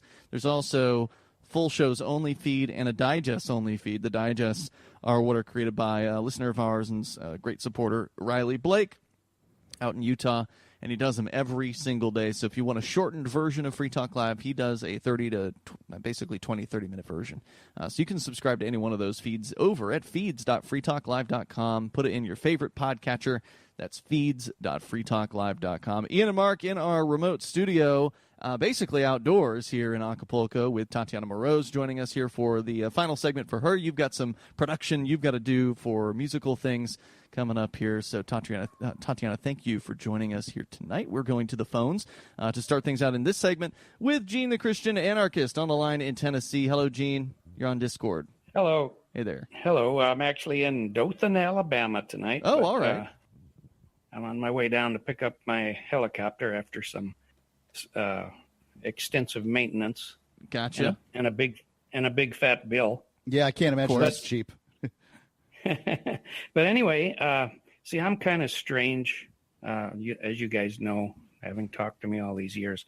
But I've got these two little antennae that stick up in the back of my head, and they start to vibrate whenever I hear something I think is either fake news or fake science. Okay. And Mark, I'm going to call you out on that methane farts thing. Yep. Yes, I looked it up because it didn't sound right to me that methane is going to be a big thing with cows, but not with pigs. Yeah, I checked online. Yep. Yeah, I looked it up, and no, it turns out that pigs have methane in their farts too. Uh-oh. And the thing that causes the methane is the type of food you eat. So they Really? on this, I'm looking at answers.com anyway. Is the first thing that came up. I started to search it, but anyway, it says the biggest things that create methane in the digestive tract of pretty much all mammals is either corn or beans. So if you feed the pigs corn or beans, you're probably going to get as much methane as you do out of cows. So it's really, this is what I'm going to start coining this phrase, fake science, because most of this climate science is fake science. It's a bunch of BS. And to think that you're going to have a significant output of methane from cows and a non-significant output of methane from pigs, it didn't ring right with me. And then when I checked it, I found out it really isn't right.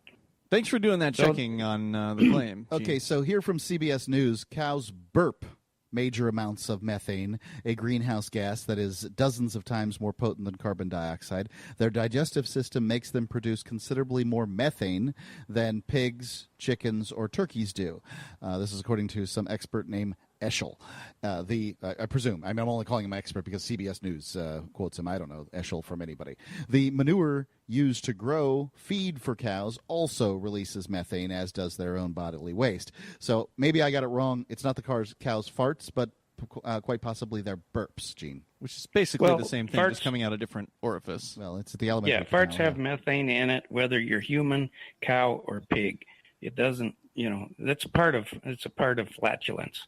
And maybe cows belch up some methane because they have 4 stomachs. That's unique to cows. That's the idea. But whatever methane they produce, it's actually a result of what they're eating, more so than the fact that they're cows. It comes from the beans and the corn and some other things as well, but those are the 2 major contributors to methane. But then if you look up in this same thing, it says how much methane is in the atmosphere. Methane has small concentration and is a byproduct of nature. So we're talking about a very small concentration of a gas that may or may not be increased slightly depending on what kind of meat you grow. But again, we're straining at a gnat to swallow and swallowing a camel, because when methane is such a tiny percentage of the atmosphere and you increase that tiny percentage by another tiny percentage, you're really talking about a lot of nothingness. Yeah, this comes back to a statement that you made a number of times on the air, Gene, and that is that your belief, and I tend to subscribe to this as well, is that humans are really nothing more than insignificant ants on the planet, and the idea that we're going to have any kind of significant permanent damage to the Earth seems to fly in the face of reality. Yeah, this Earth, if you believe the science, has existed for billions of years, and it's suffered a whole lot greater tragedies in the past than a little bit of methane. You mean like volcanic explosions, things like that? Like there's all kinds of stuff. Yeah. I'm not worried about the big rock that floats that circles the sun going away, that humans aren't going to dissolve it into I don't know, like an ice cube. I'm more concerned as to whether or not they'll make it habitable for themselves. I mean, what we can see in nature is that there are plenty of species that make them that produce, basically they produce enough waste and destroy their own environment to the point that they die off. That happens all the time. And humans that's are another thing. no different. Nature is exterminating. I forget, if you look in science, you'll find out how many species are disappearing every day. We're not doing all of that. We're doing a very tiny, small percentage of that. Nature has been executing species throughout eternity. That's why we have, if you believe in evolution, then that's the process of evolution, is one species exterminated, another one moves on in its place. So this whole idea that we have to be somehow responsible for all of these is ridiculous. We can't do that. We don't have that kind of power. Yeah. Not only is it ridiculous, it's also ridiculous to believe that we could do something like tax people and somehow significantly change the way things are done. I mean, the idea of this green proposal that Mark was reading earlier to get rid of all fossil fuels, to get rid of all combustion engines. I mean, these are just pure fantasy, these proposals. Gene, thanks for the call tonight, as always. It's Gene, the Christian Anarchist. You want to check him out. He's one of our regular chatters on the Discord chat room, so check it out over at discord.lrn.fm. That's discord.lrn.fm. Tatiana Moroz has been joining us here, and you've got your show, a new show, Proof of Love, that's going to be starting up on Thursday. I think that's right. Yeah, Thursday the 14th. And it's going to be with you and Stephanie Murphy and another lady whose name I'm not... Lauren Kasovitz. She's a really good friend of mine. She also works with me at my company, Crypto Media Hub, so... It's not only going to be for chicks, though. Okay. I want the guys to listen. They need to get insight into our hearts. Proofoflovecast.com. Check her out. I'm sure we'll catch you again probably from Acapulco. That's going to be really fun. Looking forward to it. Thanks for having me, guys. Talk to you later. More coming up here in moments. We got a whole half hour left. Plenty of time for you if you want to join us. 855-450 free like freedom. This is Free Talk Live. Are you a cryptocurrency advocate? The Crypto Tip is the ideal outreach tool to help new people discover cryptocurrency. It's a printable business card-sized tip that you can give to service providers, preferably in addition to a good cash tip. When the server scans the QR code, it'll bring up an explanation of cryptocurrency, how to install a wallet, and allow them to claim the tip. If they don't claim the crypto, you get your tip refunded to you after a time period you specify. Plus, if they do claim the tip, you get an email alert. Create as many tips as you want at cryptotip.org. That's cryptotip.org.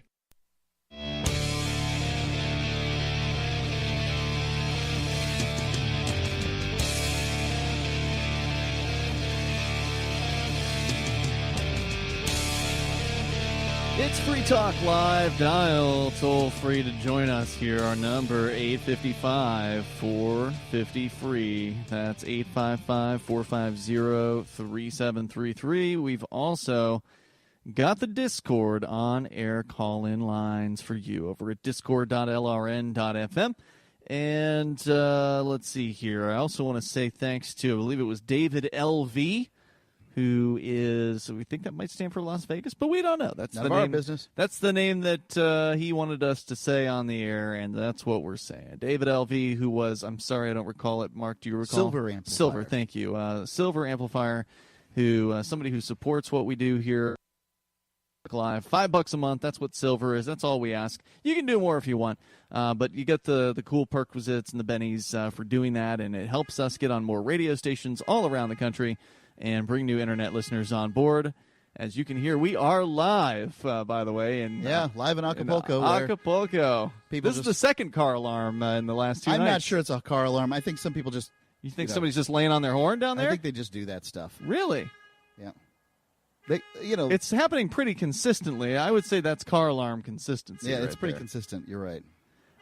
So anyway, we are here, and so check out the AMP program at ampamp.freetalklive.com, and that's where you can get signed up, and it helps us out when you do that.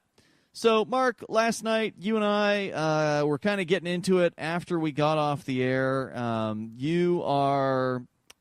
I don't want to put words in your mouth, but I'm going to hear anyway, and you can correct me if that's I'm wrong. That's your job, right? You are... Pollyanna-ish? No, that's you. You are jaded. You're jaded about the liberty movement in general. Yep. You're burned out. I don't like that terminology. I know you don't like that term. Somebody who's burned out would not like to be called that in most cases, but especially if they don't fancy themselves as that. That's just my interpretation here. Jaded? You will accept jaded? I am jaded. You'll accept. Okay, well, let's just go with that. Then you're jaded about the migration of freedom lovers to New Hampshire, which is where we do our show 99% of the time. This week accepted a special batch of episodes here from Acapulco. And, you cite a few different reasons, people not getting along with one another, as, of course, happens in every group of people. Yeah, absolutely. Is they don't, once a group gets to, more than a few dozen or a couple dozen folks, it's inevitable going to have itself a schism, whether it be a religion or whether it be a political party or a migration of libertarians who, turns out not everybody likes each other. And that's okay in my book. I don't see it as a negative. I see it as just a natural thing that happens.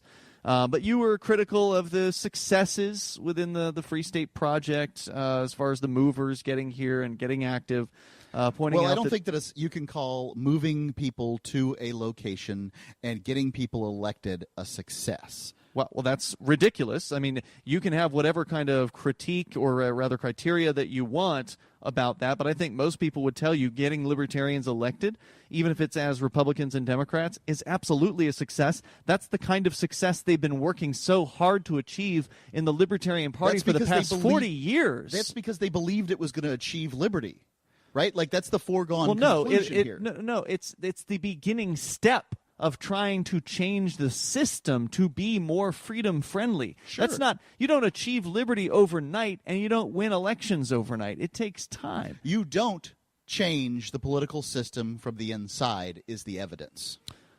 Except that you can in New Hampshire. I mean, you actually can have an impact on the things that happen here. Some things have been achieved by the Free State Project. There's a good list of them.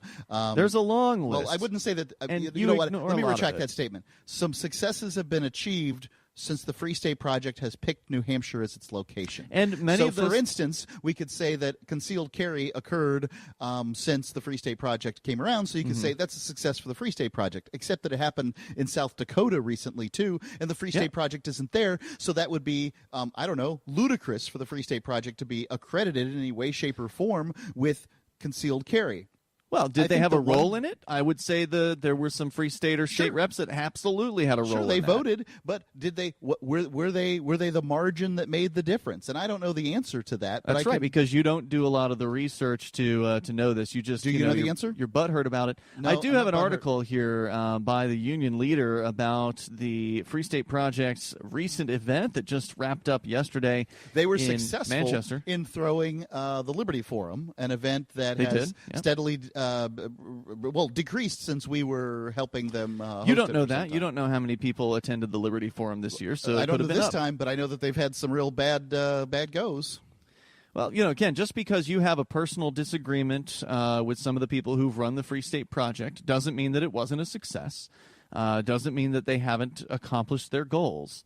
A few dozen people, they say here, this is the Union Leader's David Lane, sat scattered throughout the ballroom of the Doubletree Hotel Friday morning for a presentation. What did he say? Can you say that again? A few dozen people. A few dozen people, all right. Yeah, that's not uncommon for a morning presentation at a convention. It's hard to get people out of bed. For a presentation titled, quote, How to Inject Unprecedented Momentum into the Liberty Movement. The problem, suggested speaker Gret Glyer, the CEO of a humanitarian crowdfunding website, is that logical arguments aren't enough to persuade most people that deregulation and free market capitalism also benefit the poor. They need an emotional argument. They need to see role models. Quote, be the example of showing personal generosity to people in need. That's my suggestion about how we can inject unprecedented momentum into the Liberty Movement, he said at the end of his talk, which was part of the Free State Project's annual 3-day Liberty Forum. And I agree. I mean, this is one of the critiques that I think is very valid towards libertarians, and that is they come off as callous. They come off as uncaring. They come off as all about me, and not interested in helping their neighbors. And it's not true, but it's just some of them give that impression. Right. And well, when the libertarians have done things like Shire Sharing, which was put up by a Liberty rep that has now gone Democrat on us. Just that, but it gone anti-libertarian. Yeah. That when that was done, it was all we got out of it. It was hard to get good press out of it because then they're like, you're just doing this to get good press. Well, I mean, doing it to help people, and frankly, I did it in Keene, and I got to say that those people, I drove a crappier car to come deliver turkeys to people with nicer cars, and in many cases, nicer houses, who seemed not particularly grateful. I felt like it was, as a callous libertarian, I got to say that I won't be doing. I didn't do it again the next year. Well, don't worry, that organization fell apart, but that's a whole other, as I understand it, that's a whole other story, and that has to do more with people, again, having issues with one another and not getting along, and people, blame libertarians for that, but the fact is it's true everywhere. It's just true of human beings. Right, and it's the human being aspect that really bothers me. Somehow I have to go and do something I'm not as good at, which is, the social welfare programs and hand out things for charity that really don't benefit people in order to look good so that people will listen to my message. My message is good, and if people don't listen to logic and reason, then the problem is people, not logic and reason. Well, this is kind of, jaded, callous attitude I would expect out of you. So going on here, more than a decade ago, the Free State Project set out to create a libertarian role model out of New Hampshire. By securing commitments from 20,000 like-minded people to move to the Granite State, the group planned to kick off a coordinated migration that would reshape the state in its image. But 3 years after hitting the 20,000 signatory mark, which triggered the mass move, the Free State Project... That's not true. Well, it triggered the mass move, but they had 5 years to do it. So there's That's two right. more years. They're going to get to that. Anyway, it currently counts 4,392 Free Staters in New Hampshire, about half of which already lived here. The move, which officially began February 3rd of 2016, is supposed to be completed by 2021. Quote, I think success is a continuum. We've had some important successes, and I think the movement will continue to grow, but I'd certainly had hoped it would grow faster, said Jason Sorens, whose 2001 essay in a libertarian web journal led to the founding of the Free State Project. He said further... The point that I agree completely with Jason here is that there have been successes, and I'd hope that successes would come more quickly. I'm of the opinion that it's in fact the successes that will doom the Free State Project entirely. If, in fact, libertarians get enough numbers here to have a legislative effect that makes New Hampshire the freest place in the Northeast, which it currently is, but free enough that businesses begin to come there, prosperity begins to bloom, people begin to make more money. You'll see things like higher birth rate, lower infant mortality rates, higher longevity, things like that. Once that occurs, well, then everybody else is going to move here, and they're going to vote the same old way. Yeah, you're just a negative Nancy and paranoid.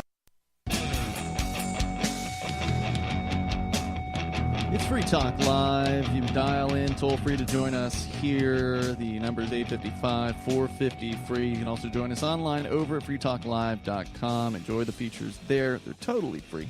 Once again, freetalklive.com. We're talking with Negative Nancy here. Mark Edge is in the studio with me. I'm Ian Freeman. You are pretty burned out, although you don't like the words burned out. Jaded. I don't think I'm burned out. You're Ian, jaded. I just went to some super secret libertarian conference to hunt down the best place for people to go to find liberty. I'm not burned out. I just realized... You're jaded. No, okay. And you just told me that if the Free Ian, State Project is point, successful, it will lead to its own downfall if correct. it were successful, That's which correct. is total, negative Nancyism. Well, look, right there. The founder of the Free State Project, who came up with this idea as like a college student, right? Mm-hmm. Like, let's write this essay. And I'm not saying that it wasn't the best idea. And it became the most successful migration for libertarians that has ever existed. Most successful does not indicate success. Except it has been a success. They've been elected, which libertarians have never done in the history of the Libertarian Party. They've never gotten this level of electoral success. I'm looking at a chart here on FEE's website, which shows New Hampshire in the last, from 2000 to 2016 has become less free. Well, Jason Sorens, who also works for Cato Institute with his Freedom in the 50 States. List. Freedom in the 50 States says New Hampshire is one of the top 10 most improved states. Maybe that's in the last 2 years or something like that. Perhaps. So, numbers are different depending on how you look at them. If you're looking at 16 years versus the last 2, he said in an interview with Vin Armani, who's one of our hosts, who, by the way, did 15 hours of live broadcast from the Liberty Forum this weekend. I posted the archive videos over Doesn't make New Hampshire successful, but freekeen.com. Awesome. It's a success. You attracted Vin Armani. He's a great guy, smart dude. The thing is, Mark, you first of all, you believe success would lead to failure. So, I mean, just how do you even argue against that if that's what you believe? It's just crazy. Hold on just a second. Look, I can design, if the Free State Project attracted enough people quickly enough. Yeah. But it didn't, and then they extended the time frame, and then it didn't again. because it's hard to move people places. It is. It absolutely is. And I'm not saying that Free State Project isn't the most successful project at the idea of doing something very hard, which is to move libertarians to one location. But then what happens when they all get there? Well, I mean, different things happen. The vast majority of them really don't do much to make things happen. And then, that's the 80-20 rule. It's always in effect. It sure is. So that shouldn't be a surprise to anyone. Look, it's nothing to get upset about. It really is nothing to be mad about. Ian, I'm upset that you There's don't nothing seem to to be jaded understand over. that I'm frustrated with doing the same thing over and over again and expecting different results. Well, I mean, we're not doing the same thing. Yeah, New people are moving all the time. We just had a new couple move into Keene just 2 weeks ago. And they seem like very cool folks. So I'm glad that we have New them Hampshire's there. the best place in the world. And the if you more want libertarians to hang out with libertarians, Yeah. talk about libertarian stuff, complain about the government, and then perhaps fight a few It's a very jaded viewpoint. It's also the best place to go if you want to actually use cryptocurrency. Yeah. And the reason for that is because of the libertarians who've moved there and made it into the crypto mecca. Absolutely. Made Keene and Portsmouth into the crypto mecca. In fact, our 100%. buddy Derek J. Freeman's going to be coming in this week. I'm sure we're going to talk to him all about that. But going on here with what Jason Sorens had to say, he says, quote, "We've seen the move rate significantly increase over the last year, but we're still not seeing movers at the rate we would need to see," unquote. One thing was clear from the Liberty Forum. This is, by the way, the union leader story this year. One thing was clear, he said, the author says, while the numbers are anemic, the people who've moved are a passionate and motivated vanguard. It's true. One recent immigrant to the state from Ohio, Gabby Maylock, moved in July after completing her graduate degree at Ohio University, where she studied unschooling, a form of homeschooling that allows the student to decide what they study. An anarchist pedagogy, which I don't know what that word means. I don't have a dictionary in front of me. She spoke on but smart people here, Mark, that are moving.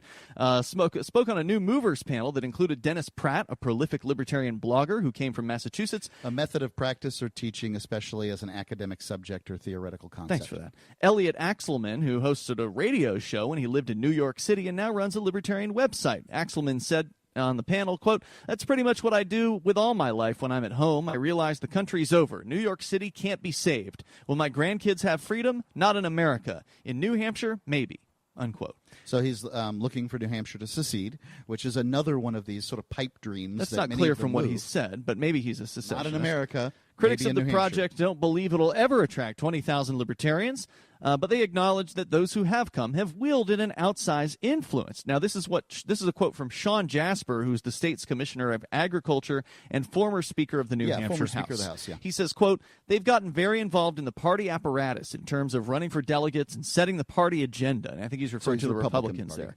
The Hudson Republican recalled that after several libertarian candidates from Manchester called for secession from the nation several years ago, the state GOP issued no comment in response. He said, quote, "I don't think they're going to get that many people in, but the thing about the people involved in the Free State Project, and I'll give them credit for this, they are very, very active in politics, so their influence far outpaces their numbers," unquote. I will agree. And that's somebody who's in politics, who's seeing that from the outside. He's saying these people have a large influence compared to the numbers that they represent. And that was the intention of Sorens behind the Free State Project, was to point out activists aren't just people who happen to move somewhere. These are people who have the intention of coming to a place and making it better for freedom, and they are making that impact. And you've got somebody who's on the outside who's looking at it saying, yeah, there's no doubt these people are disproportionate to their numbers, way more influential than anybody else. What happens is that people move, people get involved, and then at some point or another they get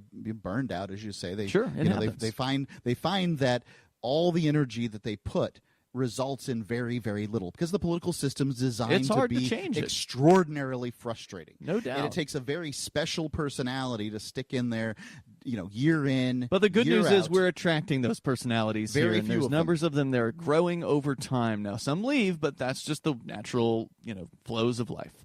More here from the union leader. The FSP is a nonprofit organization, not a political party, but the state's liberty movement counts more than 30 members of the legislature among its ranks. And Get Involved PAC, which seeks to recruit candidates, financially supported 78 different campaigns in the 2018 elections, albeit in small amounts.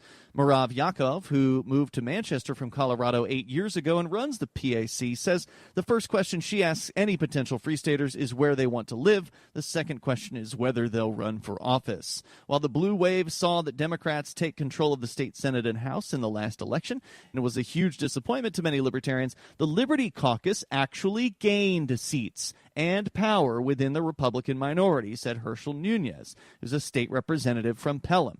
He says, quote, that group of people have a voice. This is the first year that I've noticed the Republican leaders have asked Liberty legislators to be policy advisors. In fact, some of these legislators have been on now for multiple terms, as a matter of fact, and they have gotten into some very influential positions within the state government. Among its political accomplishments, the movement counts legislation that curtailed civil asset forfeiture at the state level and a separate bill that allowed anyone to purchase the overdose-reversing drug Narcan. And that was filed by a Free State Project participant. Well, it happens to be the lady who turned into a leftist, but that's another story. Right. One of the driving forces behind the Free State Project was the frustrating results for libertarians seeking statewide national office, and then they go into the disappointing results for a recent gubernatorial candidate and some of the statewide upsets. Rachel Goldsmith, who is the executive director, says, quote, I think the long-term project is still the same. We want to create a community in New Hampshire that acknowledges, recognizes, and promotes the power of personal choice. The organization is starting a podcast-based campaign to ramp up recruiting, she says, and Sorens, who's on the FSP board, added there are several plans in the works that the group isn't ready to announce yet. He says, quote, our most significant focus right now fundraising. I think if we're going to build on our momentum and achieve the kind of movement numbers that we consider acceptable, then we would need to scale that up. How much money are you going to give to the Free State Project this year? I actually gave them $50 the other day. They're the producers of the 101 Reasons film. I'm one of the co-producers. That's not the Free State Project. You didn't let me finish my statement. The producers of the 101 Reasons film, myself, I'm a co-producer along with Vince Perfetto and another couple. Mark Warden was one of them, the Porcupine Realtor. Vince asked us to come together and support this podcast project because he's heading it up. So this isn't the Free State Project that's heading this up. Yep. It's the guy who made the 101 Reasons. Basically who finished up the 20,000 number 2. He's a killer activist. He's a great guy. And he happens to actually be outside of New Hampshire for the last couple of years. He's been traveling over in, I think, Asia. But anyway, he asked us to support his project as sort of actually, I kind of came up with the idea of supporting it as a group because he asked me personally. I was like, well, I'd feel more comfortable supporting this project if the other co-producers were on board with doing it. So me and Mark Warden and Vince, we threw in a little bit of money together to help support their podcast advertisements. Which I've got my disagreements with the Free State Project, but I don't hold a grudge, and I still think they're one of the most important movements and migrations that we've ever seen. Even if you're jaded and cynical about it, Mark, the fact is we got new people moving all the time, and there's a lot of really exciting things happening. There are a lot of new people moving, Ian, but that doesn't mean that anything's going to work. And it's already working. I've been watching it for 12 years. You've been sequestering yourself away from this community. You live out in the middle of nowhere. Because they're a-holes to each other all the time. Well, maybe they're a-holes to some people, but I've still got friends, and that's you can be as alone in this movement as you want to be, and you can be. There are basically two types of advertising: direct response and branding. Radio's great for direct response with its low cost to listener ratio, but audio can't be beat for branding, which is a longer-term endeavor. You want to be the first thing that someone thinks of when they think about your product or service. If you have a local business that you want kept top of mind in your community, call the station. If you need national reach, Free Talk Live's got around 200 radio stations, millions of monthly listening sessions, can suit all budgets, and if we don't think we're right for you, we'll tell you. Email me, Mark at freetalklive.com.